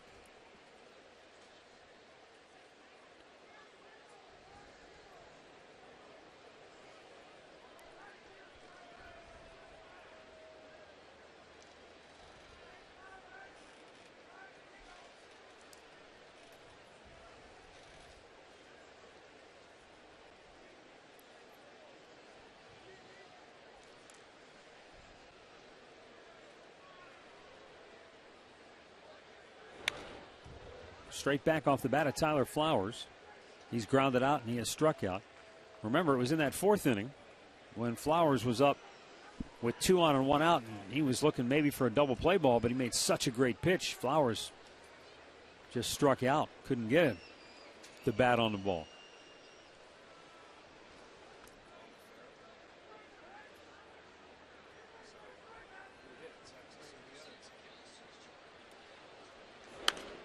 Out of play to the right.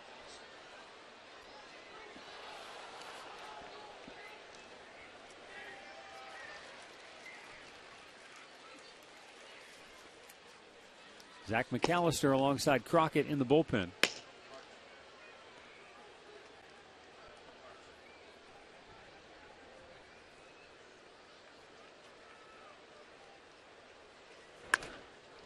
Smash to second. Oh, what a pick by Ramirez, and Lindor completes the inning-ending double play. The frustration continues to mount for Chicago, and Cody Anderson just keeps pitching out of trouble.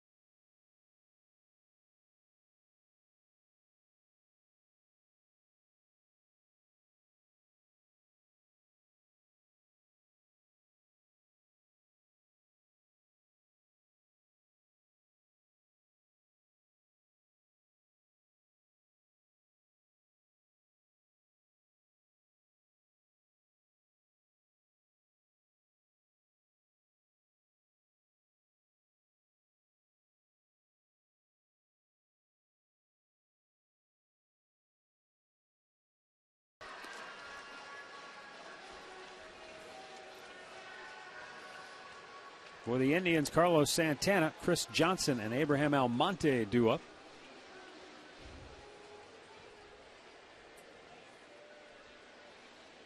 Five innings, 5 hits, 6 runs, but not a single one of them earned. Yeah, they took advantage of the extra out they got back in the 3rd inning. They were able to put 6 on the board thanks to this guy who one swing. He put 4 on by himself.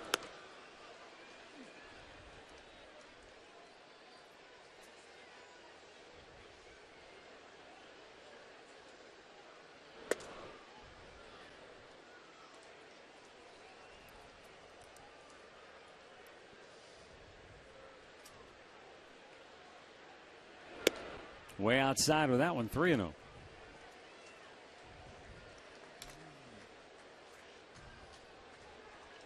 He's retired 7 in a row. And now walks Santana on 4 straight.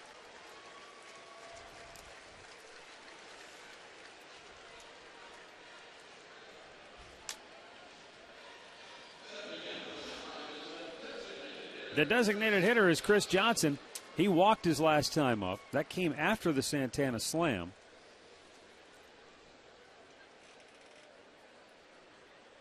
Struck out his first time up back in the second inning. You know, you talk about Chris Sale and you talk about in the division. He was 1-1 coming into this game against the Indians with a 2.45. His ERA won't hurt because they were all unearned runs. But against Minnesota this year, he has really had his issues. He is 1-4 and a 7.36 ERA and 6 starts against the Twins. So they have roughed him up. And you go against the rest of baseball, he's 11-5 with a 2.73. Yeah. Again, you go back to what you said about when you've seen him, takes a little bit of the mystique away. Yeah, it sure does. You get to know maybe a pitching pattern or something once you've faced this guy. You know how he pitches. The Indians have had success against him. But, I mean, when he's on his game, he can beat anybody. It doesn't matter. You can know what's coming, and it's not going to matter. That's true. But you have to take advantage of situations, and that's exactly what the Indians have done today. Nice off-speed pitch that time.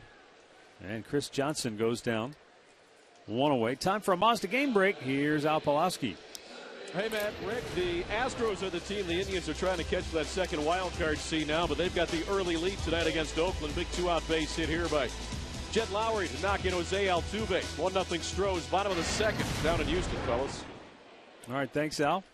Yeah, Houston almost, I consider it like a must-win for them just to get some confidence back once they get home. They were roughed up in Texas.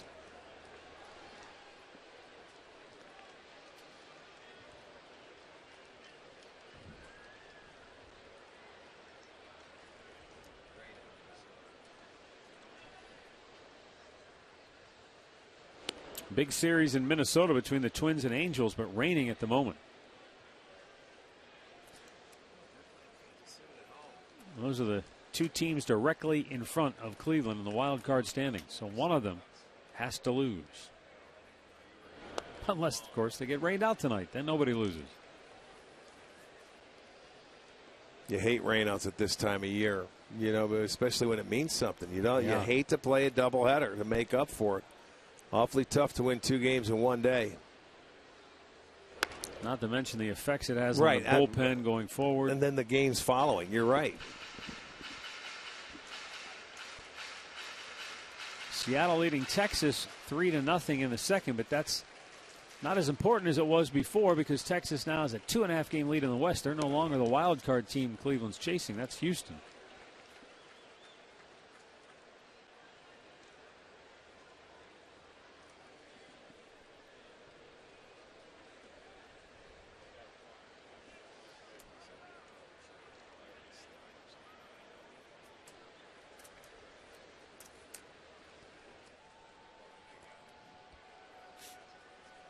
Here's the 2-2 to Almonte.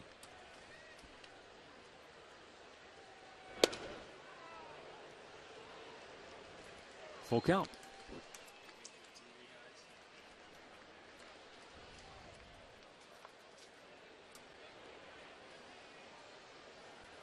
Baltimore had been charging hard. They're only a half game behind Cleveland, but they're getting drubbed tonight by Tampa 8-3 as Almonte is called out on strikes. 2 down, number 7 for Sale. It's the first called third strike of the night for Cleveland. Get a preview of tomorrow's game against Northern Illinois when you kick off your college game day with the head coach of the Buckeyes on Game Time with Urban Meyer tomorrow morning at 9 a.m. on Fox Sports Ohio. Roberto Perez singled and scored in the third, fly to right in the fourth. There's a fastball strike over the outside corner.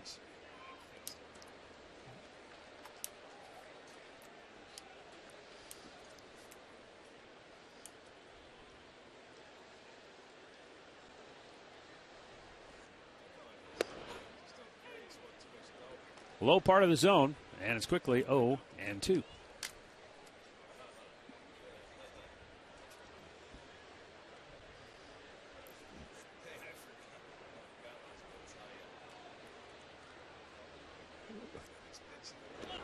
That one got away. Did it get him in the toe? Yeah, it sure did. Sure. Santana to second. And Perez will take his base on the 0-2 pitch. That's one that gets away from you right there. Check out the front foot. And once you put it down, there's no way you're going to get it back up because you're shifting and you're going to hit to get off on that front foot.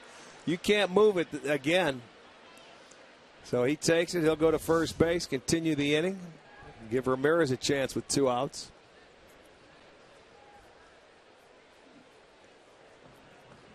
He reached on an error and scored in the third, grounded out his last time up.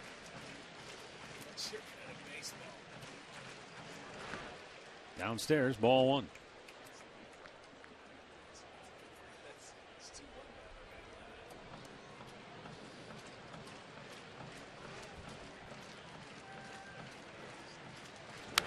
Out of play.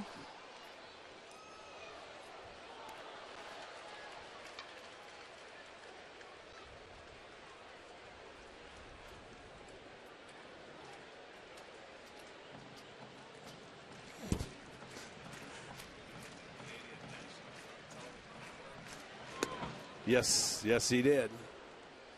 Home plate umpire Mike Everett making the call. No appeal necessary.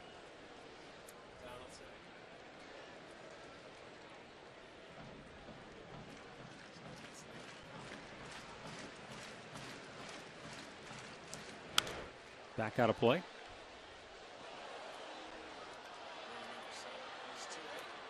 I know he is. Yes, he is. That's beautiful. You have my picture up.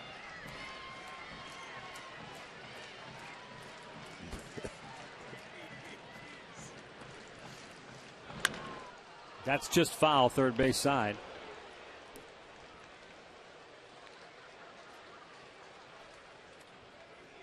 So Santana and Perez retreat to their bases. And Ramirez will take another shot.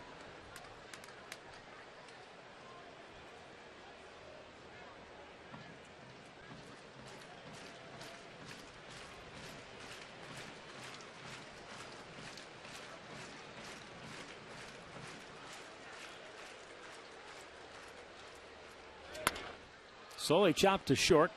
Ramirez throws. And Jose Ramirez is out at first by a whisker. So Alexei Ramirez got off a good throw on a do-or-die play. And the inning comes to an end.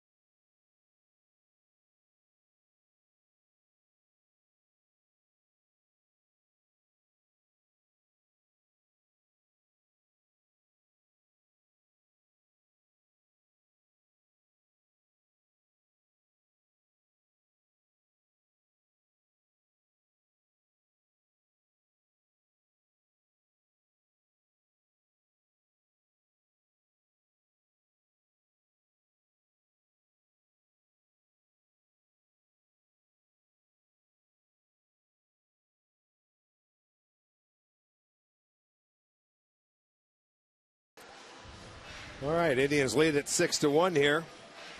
We're going to look at Cody Anderson as our McDonald's. I'm loving it because he has been in control. Very good changeup. He's been able to get the White Sox to swing over that changeup. There comes one on a curveball. He has 5 strikeouts. He did have 5 walks, but this is the big play here.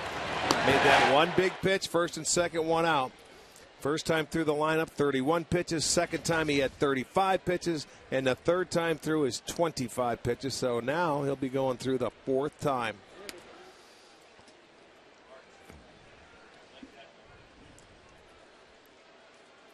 There's a look. A lot of walks. Yeah, for him it is. But 14 outs on 3 pitches or less. That's how you go through 9 hitters with just 25 pitches. And you do it the 3rd time through, usually when the hitters are going to make an adjustment to you. This is his first start against the White Sox. Aviles in the foul ground. Makes the play, 1 away.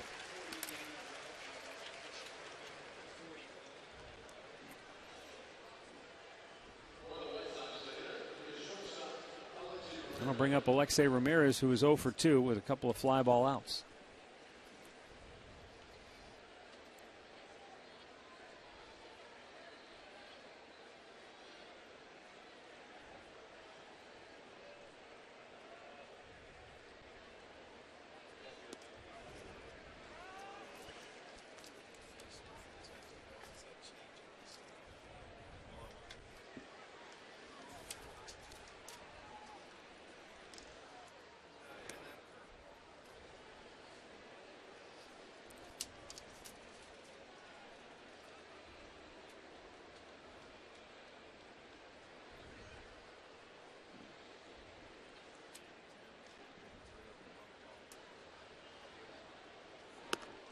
Up and in, down goes Alexei Ramirez.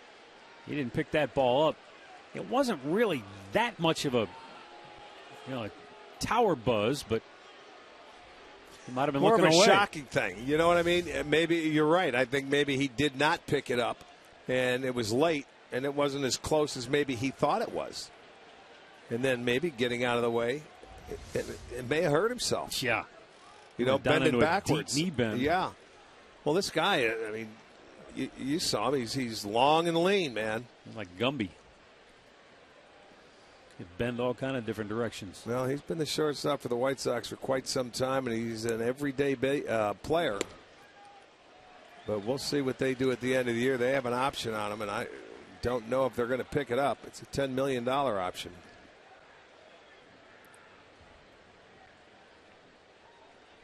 Two.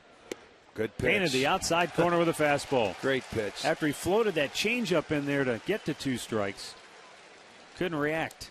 And that's strikeout number 6. Well, how effective was that pitch up and in now? He took the last 2 pitches away. And that was paint. Right on the outside corner. Hits the target, gets the strikeout.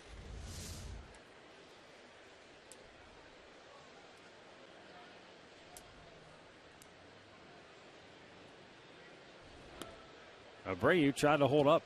Oh, they said he didn't go. Tim Welke.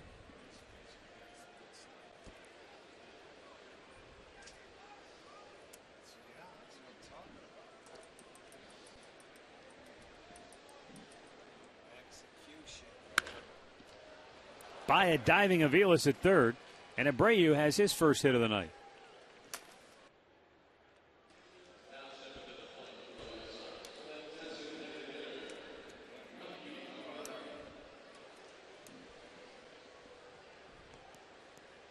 Melky Cabrera homered with 2 outs in the 5th inning. It's the only run of the night for Chicago. And that 2-out single by Abreu is going to end the night for Cody Anderson. Cody just over 100 pitches on the night. He goes 6 2/3 innings. Only 1 run allowed. He's responsible for the runner at first. Cleveland Clinic call to the bullpen is for Zach McAllister. He's coming on when we come back.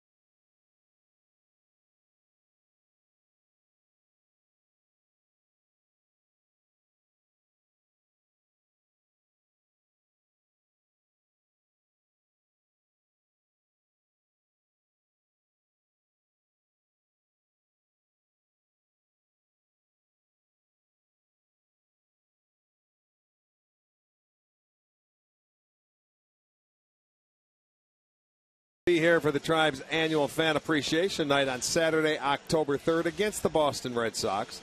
Evening will feature Sugardale Dollar Dogs, also fireworks following the ballgame and giveaways as the Indians thank fans for their support this season. Just visit Indians.com for your tickets.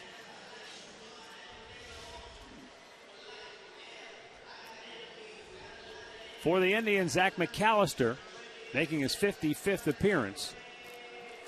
He'll be facing Melky Cabrera, who homered his last time up.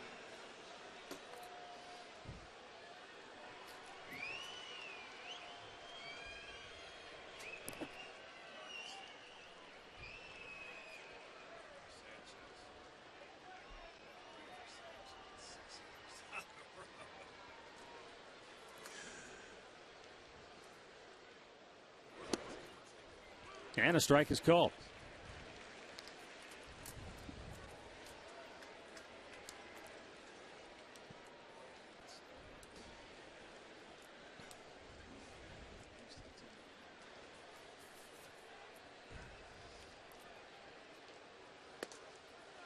Just missed away. 1-1.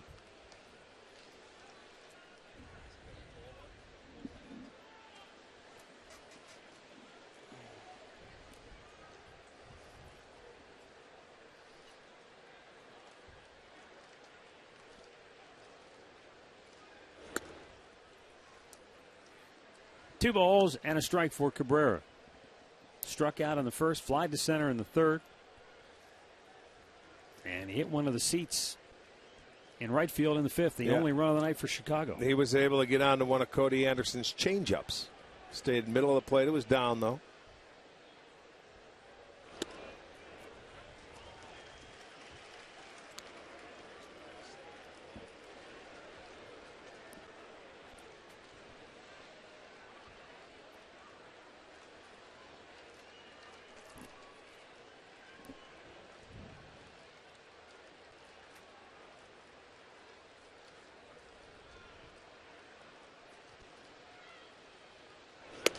Way outside in a full count. So the runner at first, Abreu, will be off.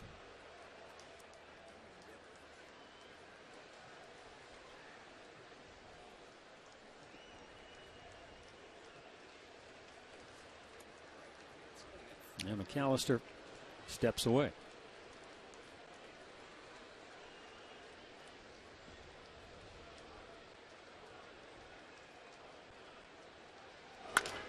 Big chopper to second base.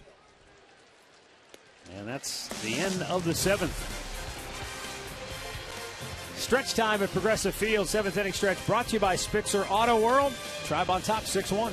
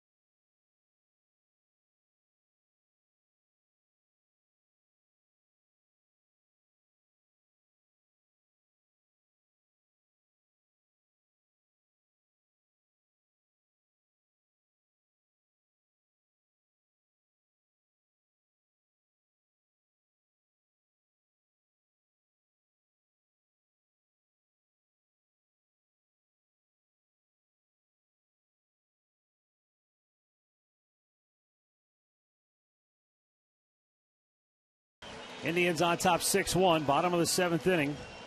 Francisco Lindor, Mike Aviles, and Michael Brantley coming up.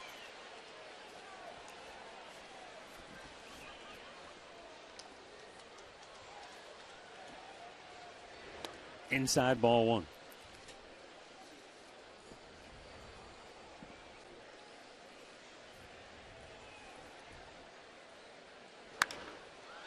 Hit a long way to right. Garcia back. He's out of room. It's out of here.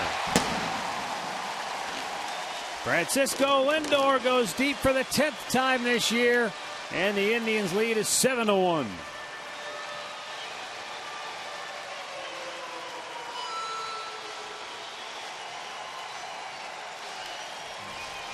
Well, surprising the power that Lindor has going the opposite way. He put a great swing on it. Let's look at the pitch. They want it away, and it's up and away. But he stayed on it. He let that ball track, get it deep, and he just put a good swing on it, caught it the right trajectory, get on top of a high fastball, and drove it out to right field. Number 10 for Lindor. Makes it a 7-1 ball game.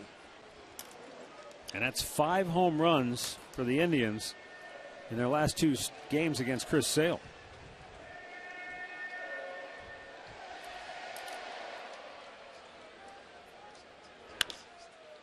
To short, Alexei Ramirez guns it over, 1 away.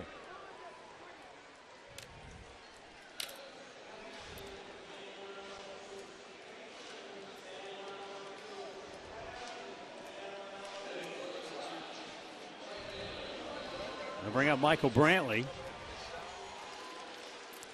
Double barrel action in the Chicago bullpen.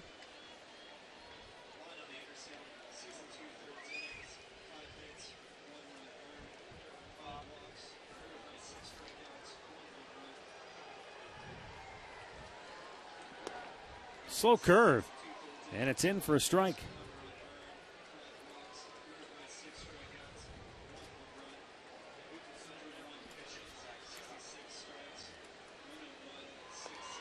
Low and away, 1 ball, 1 strike.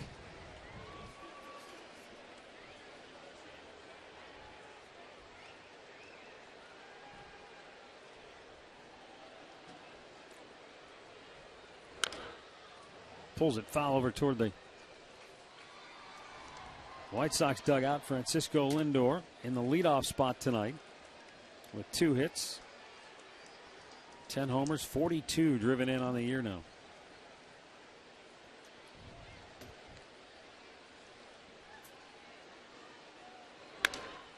And Brantley shoots it right back up the gut. He's got his second hit of the night. I'll tell you, and he was robbed of a hit his last at-bat, so he's swinging it good tonight off a tough left-hander.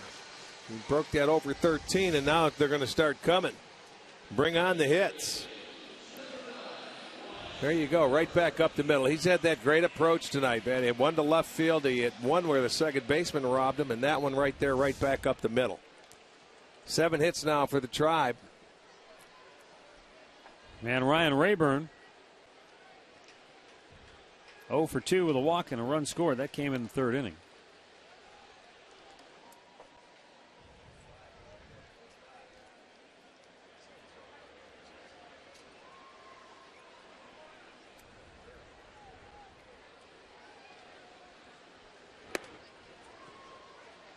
Able to hold up. It was close. You look at Flowers. He was looking back, wondering if it was a strike or not. He might have been wondering why it wasn't called a strike. Right. I think so.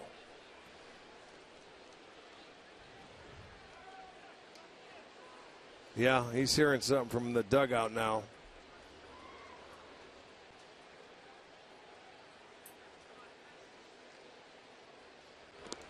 Anytime your dugout sees that the catcher's saying something or he knows it was a strike, they're going to pile on. Football season, we'll see a red flag. Somebody from that dugout's going to say something.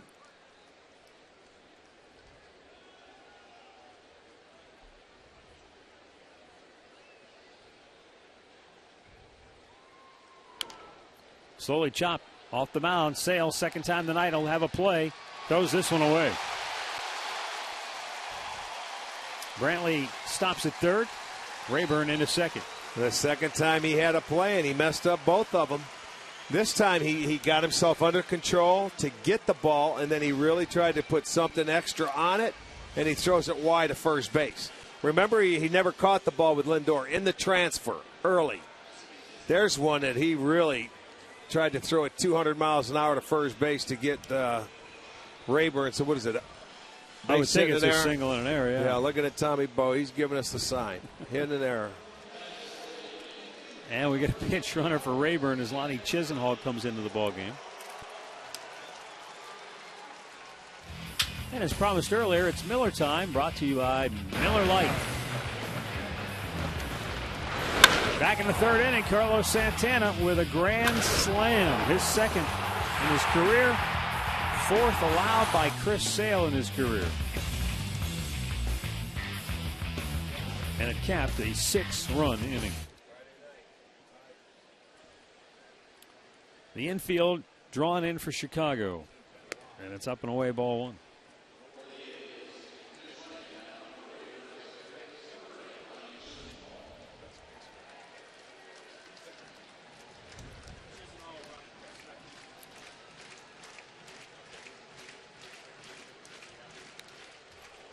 That pitch was up, and he was looking for it, but he couldn't quite get up to it. 94 miles an hour.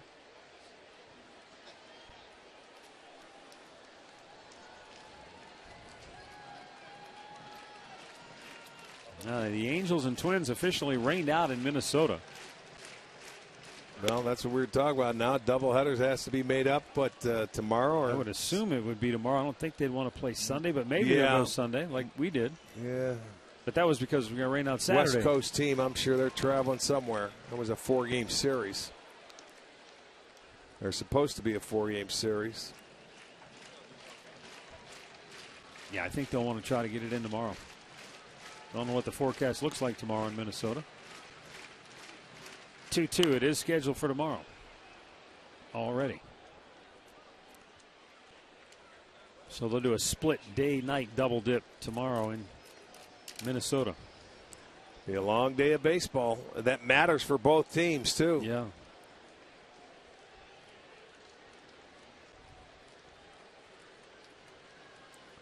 See if Santana can do something here and have a great night. Oh. Instead, Sale. Look at, he can't believe it. You know, normally Santana will walk back. He thought that one wrapped around the plate. It's his 8th strikeout of the night. It's either a perfect pitch. Well, take a look at it. See what you think. There's no way that's a perfect pitch. Well, it is. You can't hit it. Because you can't hit it, and if he calls it, it's a strike. So what are you going to do? That is a perfect pitch. I take it back.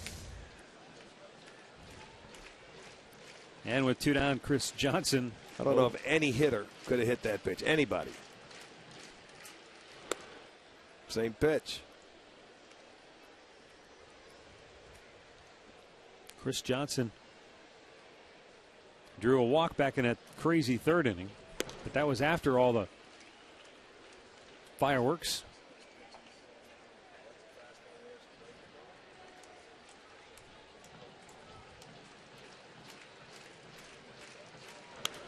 And that's out of play.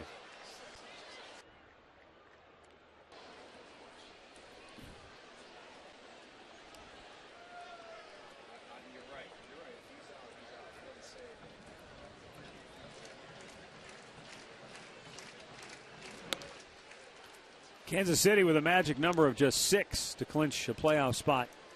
Tied with Detroit 1-1. They're in the 7th at Comerica. Royals going for their 87th win on the year. 2-2.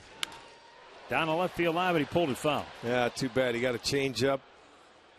He was just a little bit out in front of it.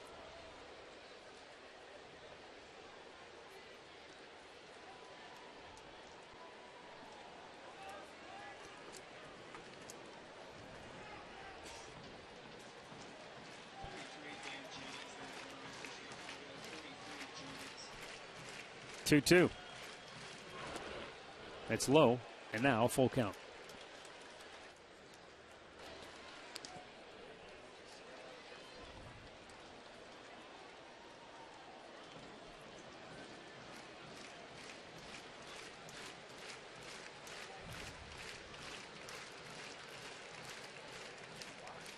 Payoff pitch. Strike 3 called. Same pitch. I think it was the same pitch he rung up Santana with. Took a while to get there, but the result is still the same. Home run by Lindor extends the Indians' lead 7-1.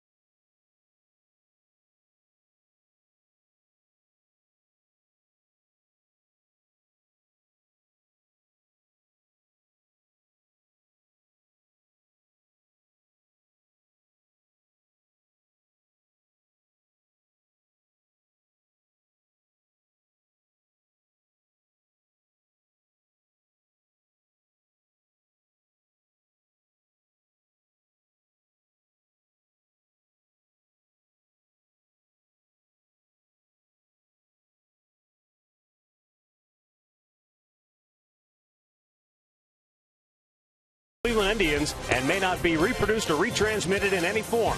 And the accounts and descriptions of this game may not be disseminated without the express written consent of the Cleveland Indians.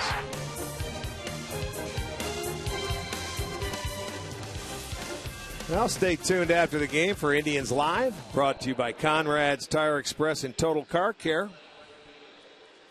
Coming into the top half of the 8th inning.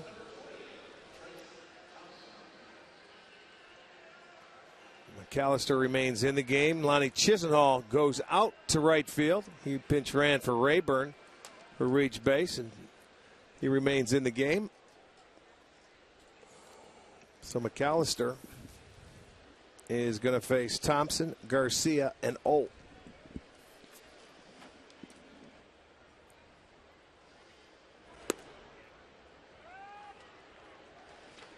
Zach's fastball is up high. Or no, it's in there, top of the zone for a strike.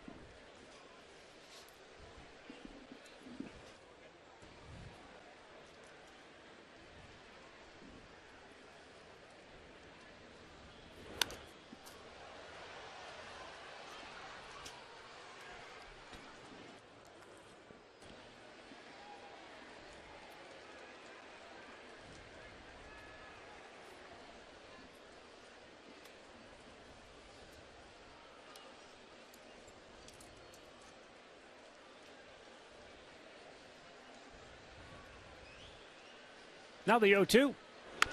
Fastball shoots it foul. Look out. Ricochet back to Santana.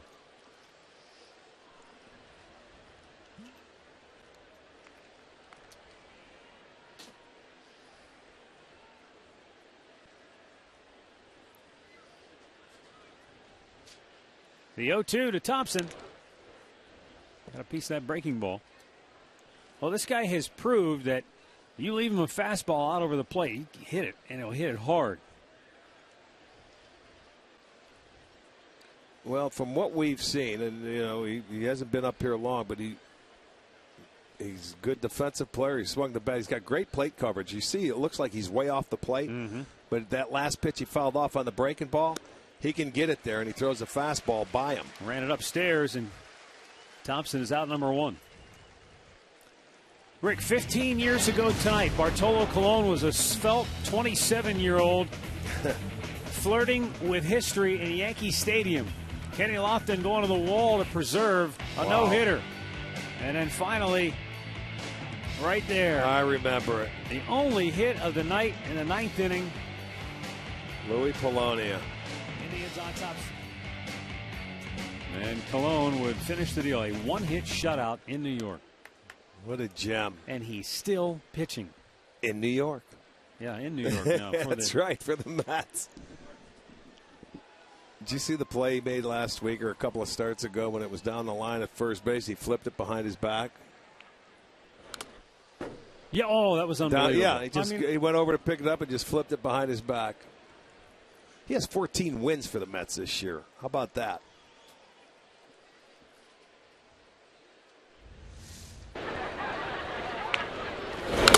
Oh, boy. No, that's the second time tonight. That's not fair.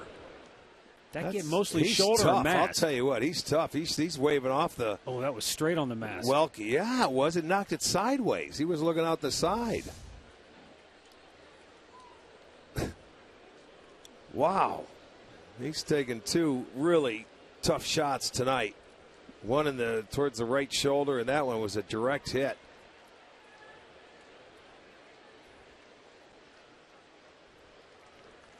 The 1-1.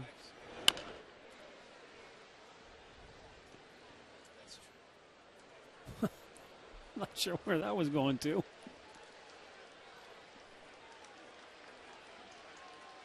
It's going into as a souvenir is where it's going.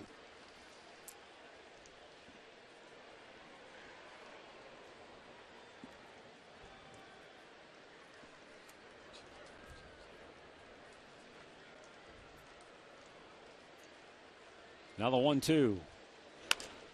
Up the gut. Ramirez in a hurry throws him out. Nice stretch by Santana at first base. And there are two away.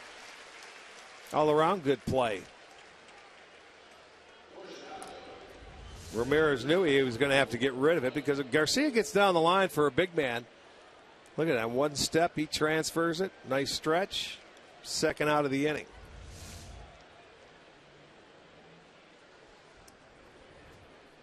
So with two down, Mike Olt, the batter, he's 0 for 2 with a walk. A little bit low, ball 1.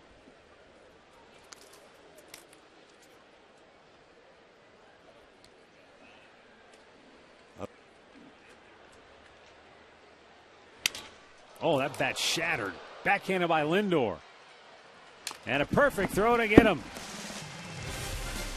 The White Sox go 1-2-3, and the Indians in command 7-1.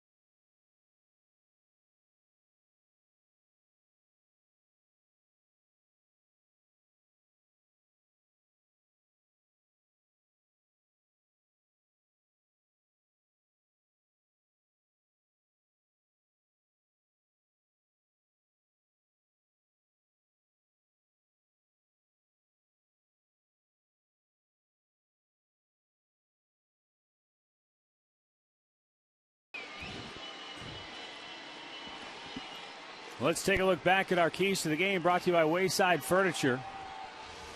Cody Anderson was terrific tonight in keeping the White Sox off the board. They were 0 for 11 against him with runners in scoring position. And the Indians took advantage of a key mistake in the third inning and kicked the door open with a 6-run third. Yeah, all unearned, but boy, oh boy, they got the extra out. You take advantage of it.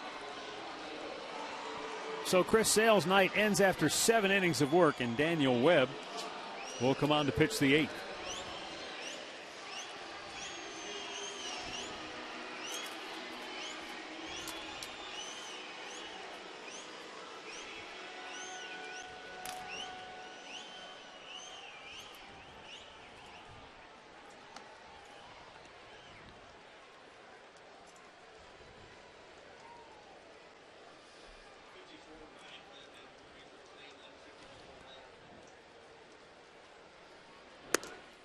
Abraham Almonte looks at ball 1 outside.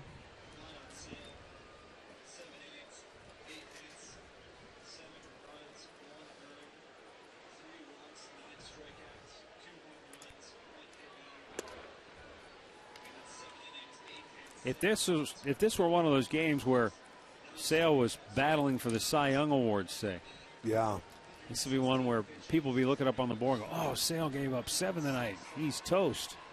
Oh, and then they find out, oh, 6 were unearned. Wow, nice pick at first by Abreu. It's stuck in the glove. He can't get it out. It's stuck in the webbing. Look at that. He had to knock it out.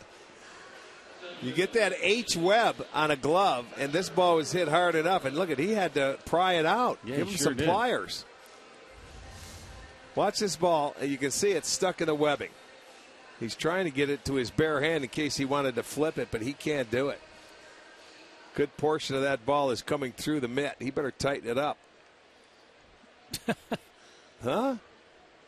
Looks like an ice cream cone. He was reaching in there trying to pull it out. I know Is he the ball was. in there? I thought it was in there.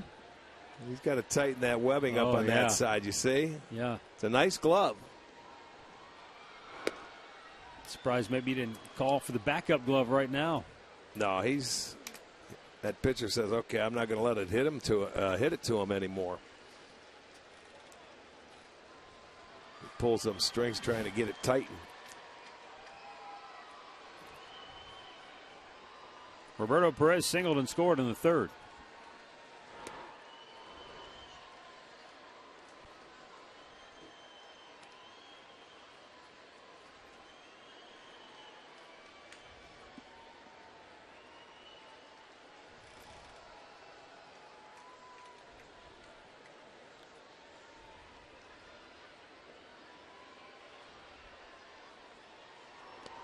Down in the dirt. 1-2.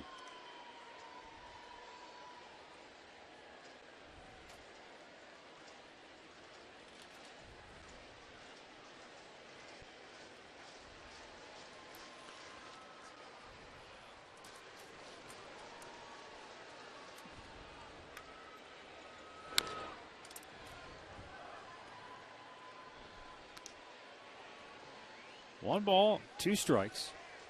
With 1 out here in the 8th inning. Ryan Webb up for Cleveland.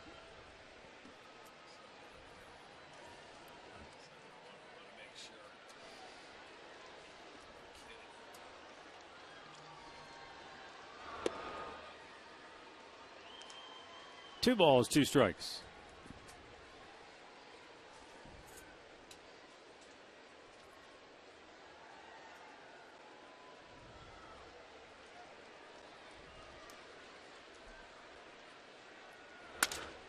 Shattered the bat, but that'll be a base hit. How about that? He had one in the second inning, a base hit came on a cracked bat. Nothing like that. That was shattered. But it goes, look at, he's shaking his hand. It goes as a hit. He'll be happy with it, even though it hurts now. So that's Perez's second hit. That's the Indians' 9th hit. They're usually good for 10 at home now.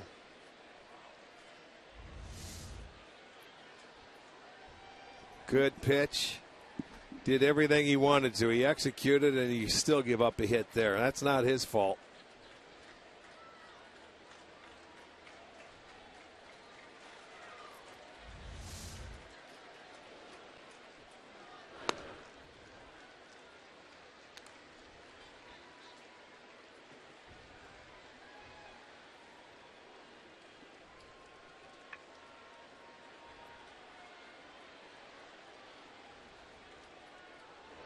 in the dirt.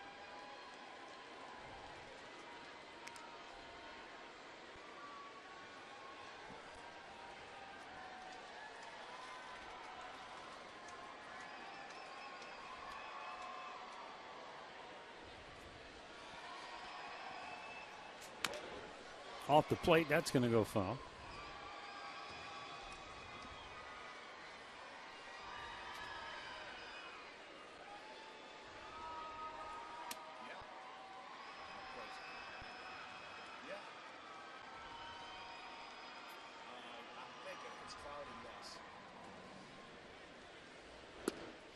Missed inside. He reached back for it. You could see it was off the dish.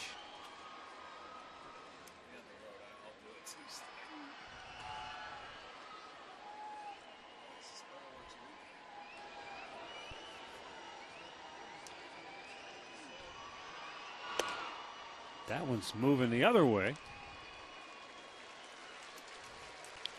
So back-to-back base runners with one out here in the bottom of the 8th.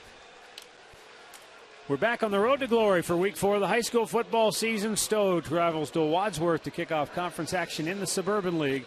Jeff Phelps, Frank Stams, and Ryan Cavanaugh will have the action tonight at 11 here on Sports Time Ohio.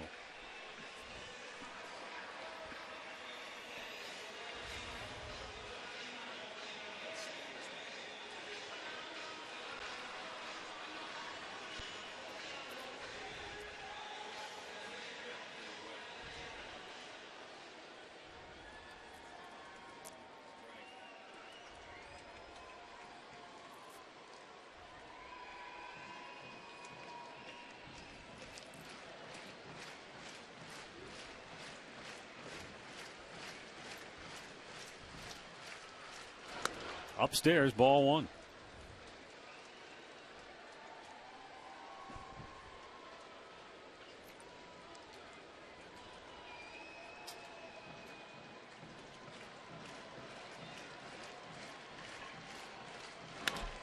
Right through. Lindor with his 3rd hit of the night. And the bases are loaded. Perez came around 3rd. He was thinking about scoring until he saw Mike Sarbaugh more than halfway down the line at 3rd saying, "Whoa, big fella, whoa." Well, Perez not blessed with good speed because he is a catcher. So Sarbaugh says, I got to make sure here. You want to score him, but 7-1, you don't want anything crazy to happen. So he doesn't get a real good jump, and he's just saying, hey, there you go. The skates come out from under him, and he has to get back to 3rd. We'll go one base at a time. That's bases loaded, 1 out here. Indians with an opportunity to do more. They got their 10th hit tonight. Lindor right there. He has 3. Inside, ball 1 to Mike Aviles.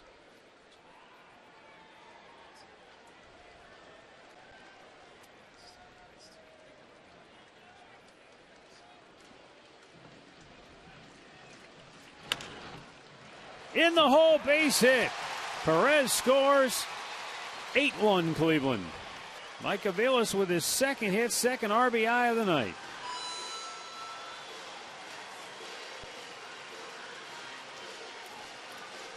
Well, 3rd hit in the inning.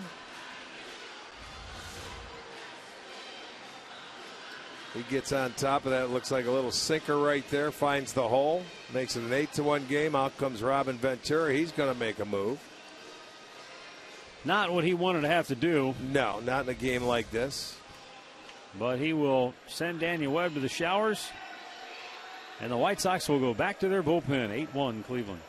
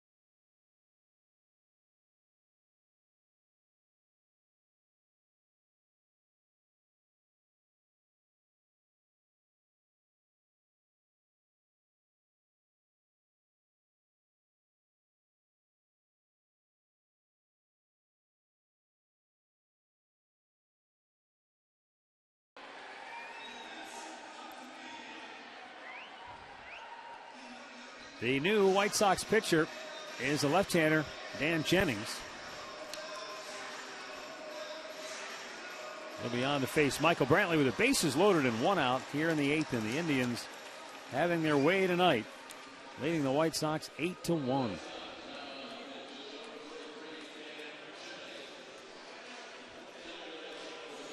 Left, right, doesn't matter with Michael Brantley. He had 2 hits off Chris Sale, the lefty.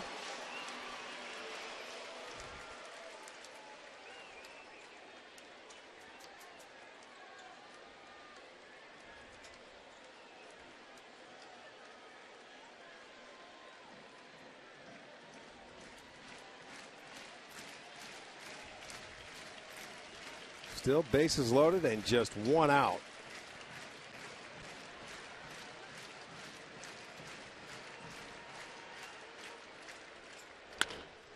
Off Jennings' glove.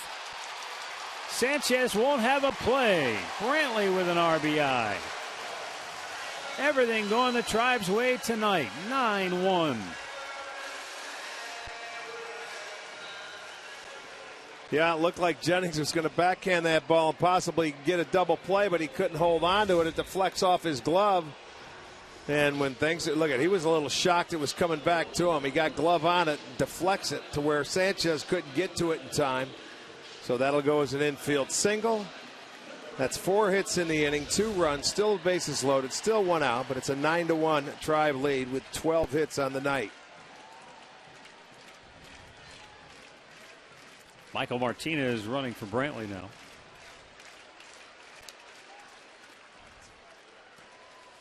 Lonnie Chisenhall looks at a ball down low.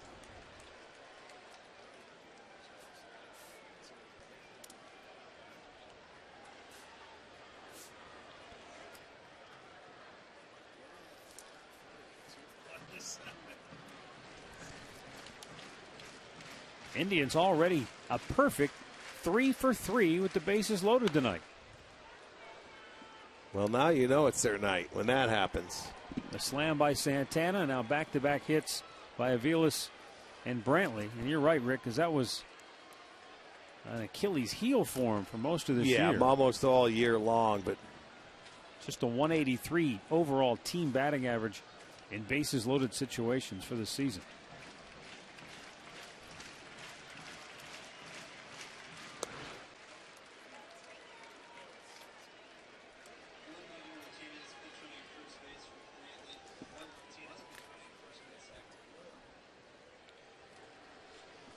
Still only 1 out with Indians everywhere you look. Lindor, Aviles, and Michael Martinez, the pinch runner.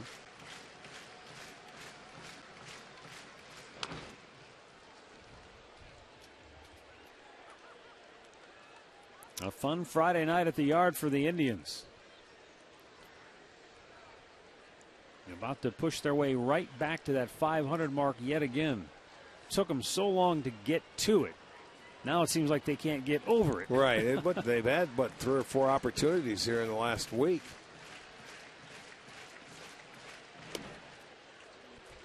They got there on Sunday and lasted there for 3 hours.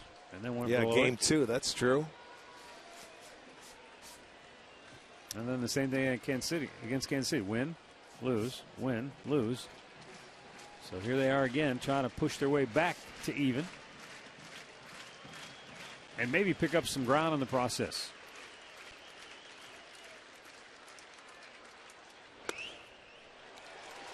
Wow, a bases loaded walk for Chisenhall. So he's got an RBI. And the rout continues. 10-1 Indians as they've scored 3 times here in the 8th inning.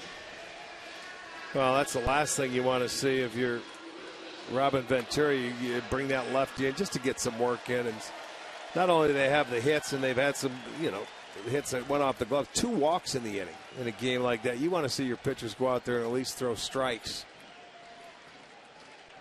Oh, Santana already with a grand slam has another opportunity. Downstairs, ball 1. That's a rarity, isn't it, where a player may get an opportunity. There's the first one from Sale. It was down. And he hit it out of here. That was in the big 6-run third That capped it off. They already had 2 in, and that just opened the floodgates. He has an opportunity to have an unbelievable night. Adding to the rarity of the feat, he did it from the right side of the plate. Yeah, only his second home run from that side. And out comes Don Cooper, the White Sox pitching coach. Well, they have to be frustrated. Sale went out there, and I'm really a little bit surprised that they left Sale in as long as they did today, the way the game was. You know, he ended up completing 7 innings, but 7 runs later, and he had about 115 or 16 pitches. That was a quick message.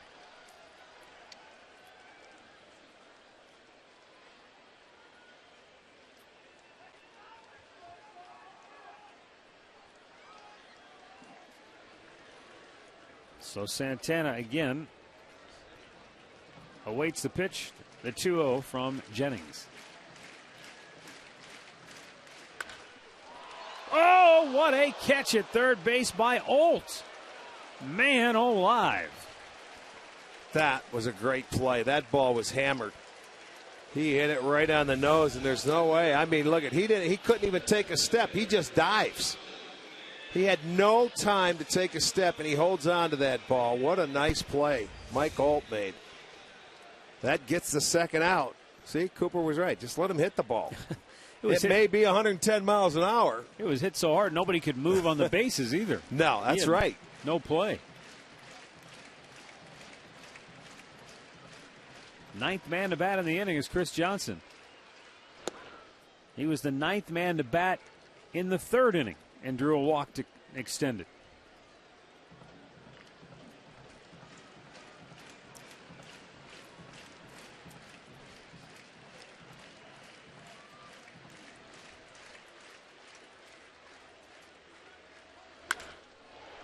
And Johnson's got a base hit in the right field. Aviles will score. Here comes Michael Martinez.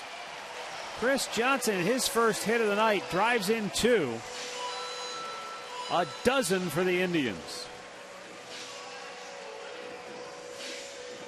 Well, Johnson with that approach, he stays on it and he takes it the other way. Hit it hard, gets into right field. 2 more score, another 2-out hit. It's 12-1. Johnson gets his 3rd and 4th RBI.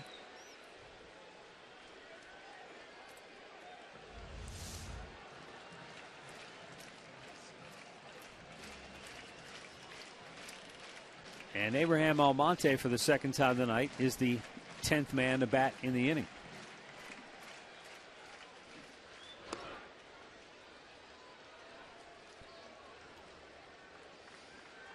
Second time they've sent 10 men up.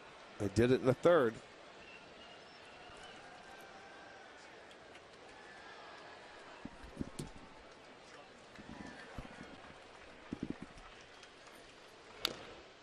Foul back.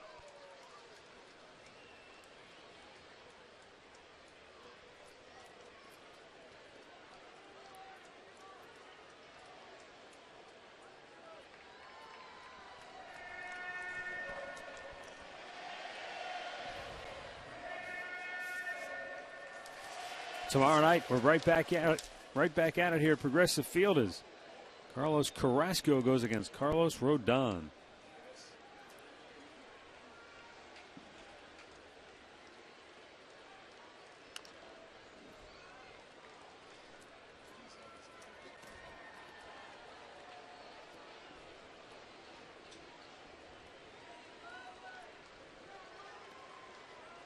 Houston, the wild card team that the Indians are currently chasing, still lead Oakland 3-2 in their ball game. Down in Houston. Swing and a miss. Almonte strikes out to end the inning. But the Indians throw up a 5 spot here in the 8th, blowing it out 12-1.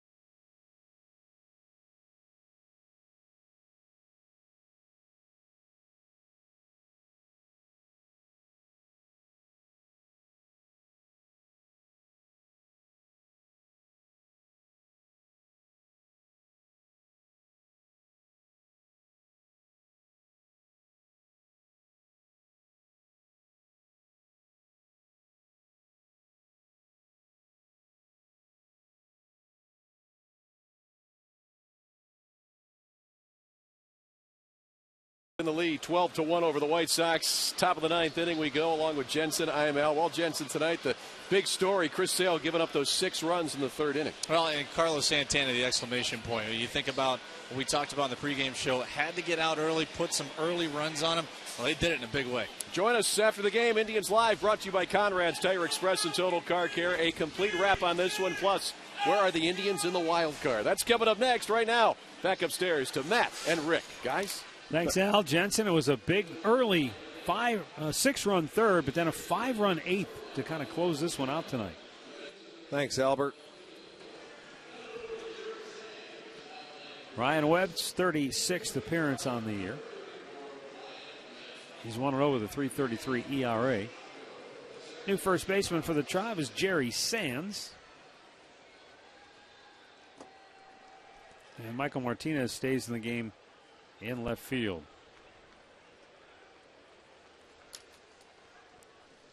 Carlos Sanchez, the leadoff for Chicago. Then Tyler Flowers and Adam Eaton.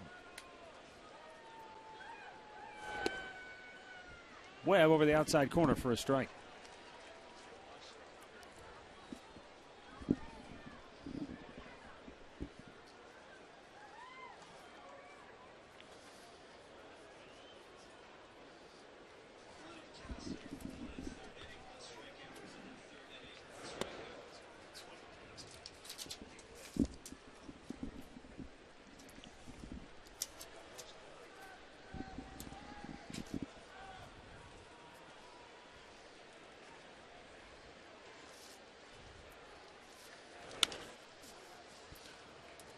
Ramirez throws out Sanchez.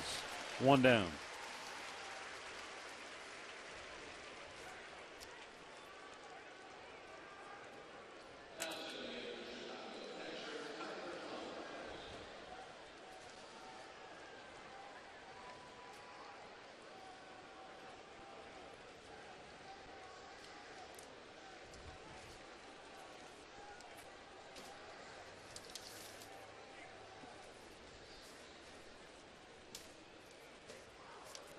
Tyler Flowers 0 for 3 on the night. Takes a breaking ball for a strike.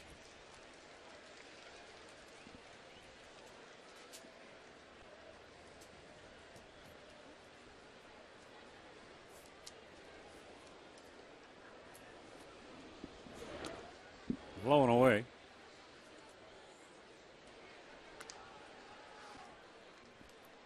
One ball, 1 strike.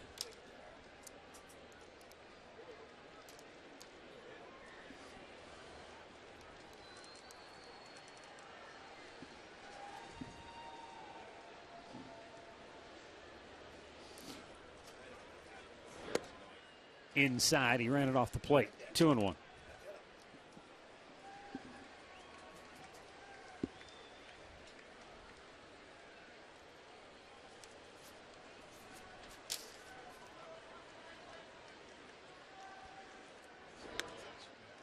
Cut under that one. 3 balls and a strike. 16,149 the attendance tonight on this Friday evening. With the season winding down and the Indians still very much alive in this wild card race. Very little margin for error, but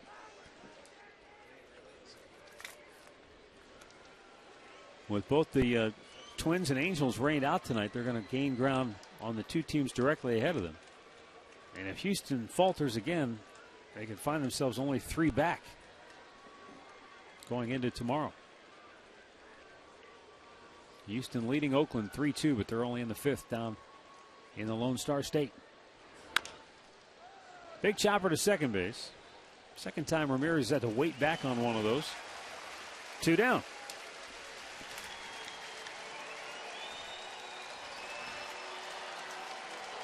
Top of the order, Adam Eaton will be the batter. Eaton has walked, singled, and he's bounced into a fielder's choice and fouled out.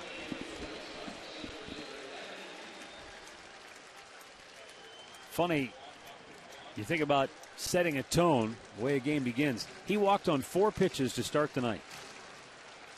Usually that's not a good indicator if you're the Indians. But it was tonight for Cody Anderson. Eaton is erased. The game is over.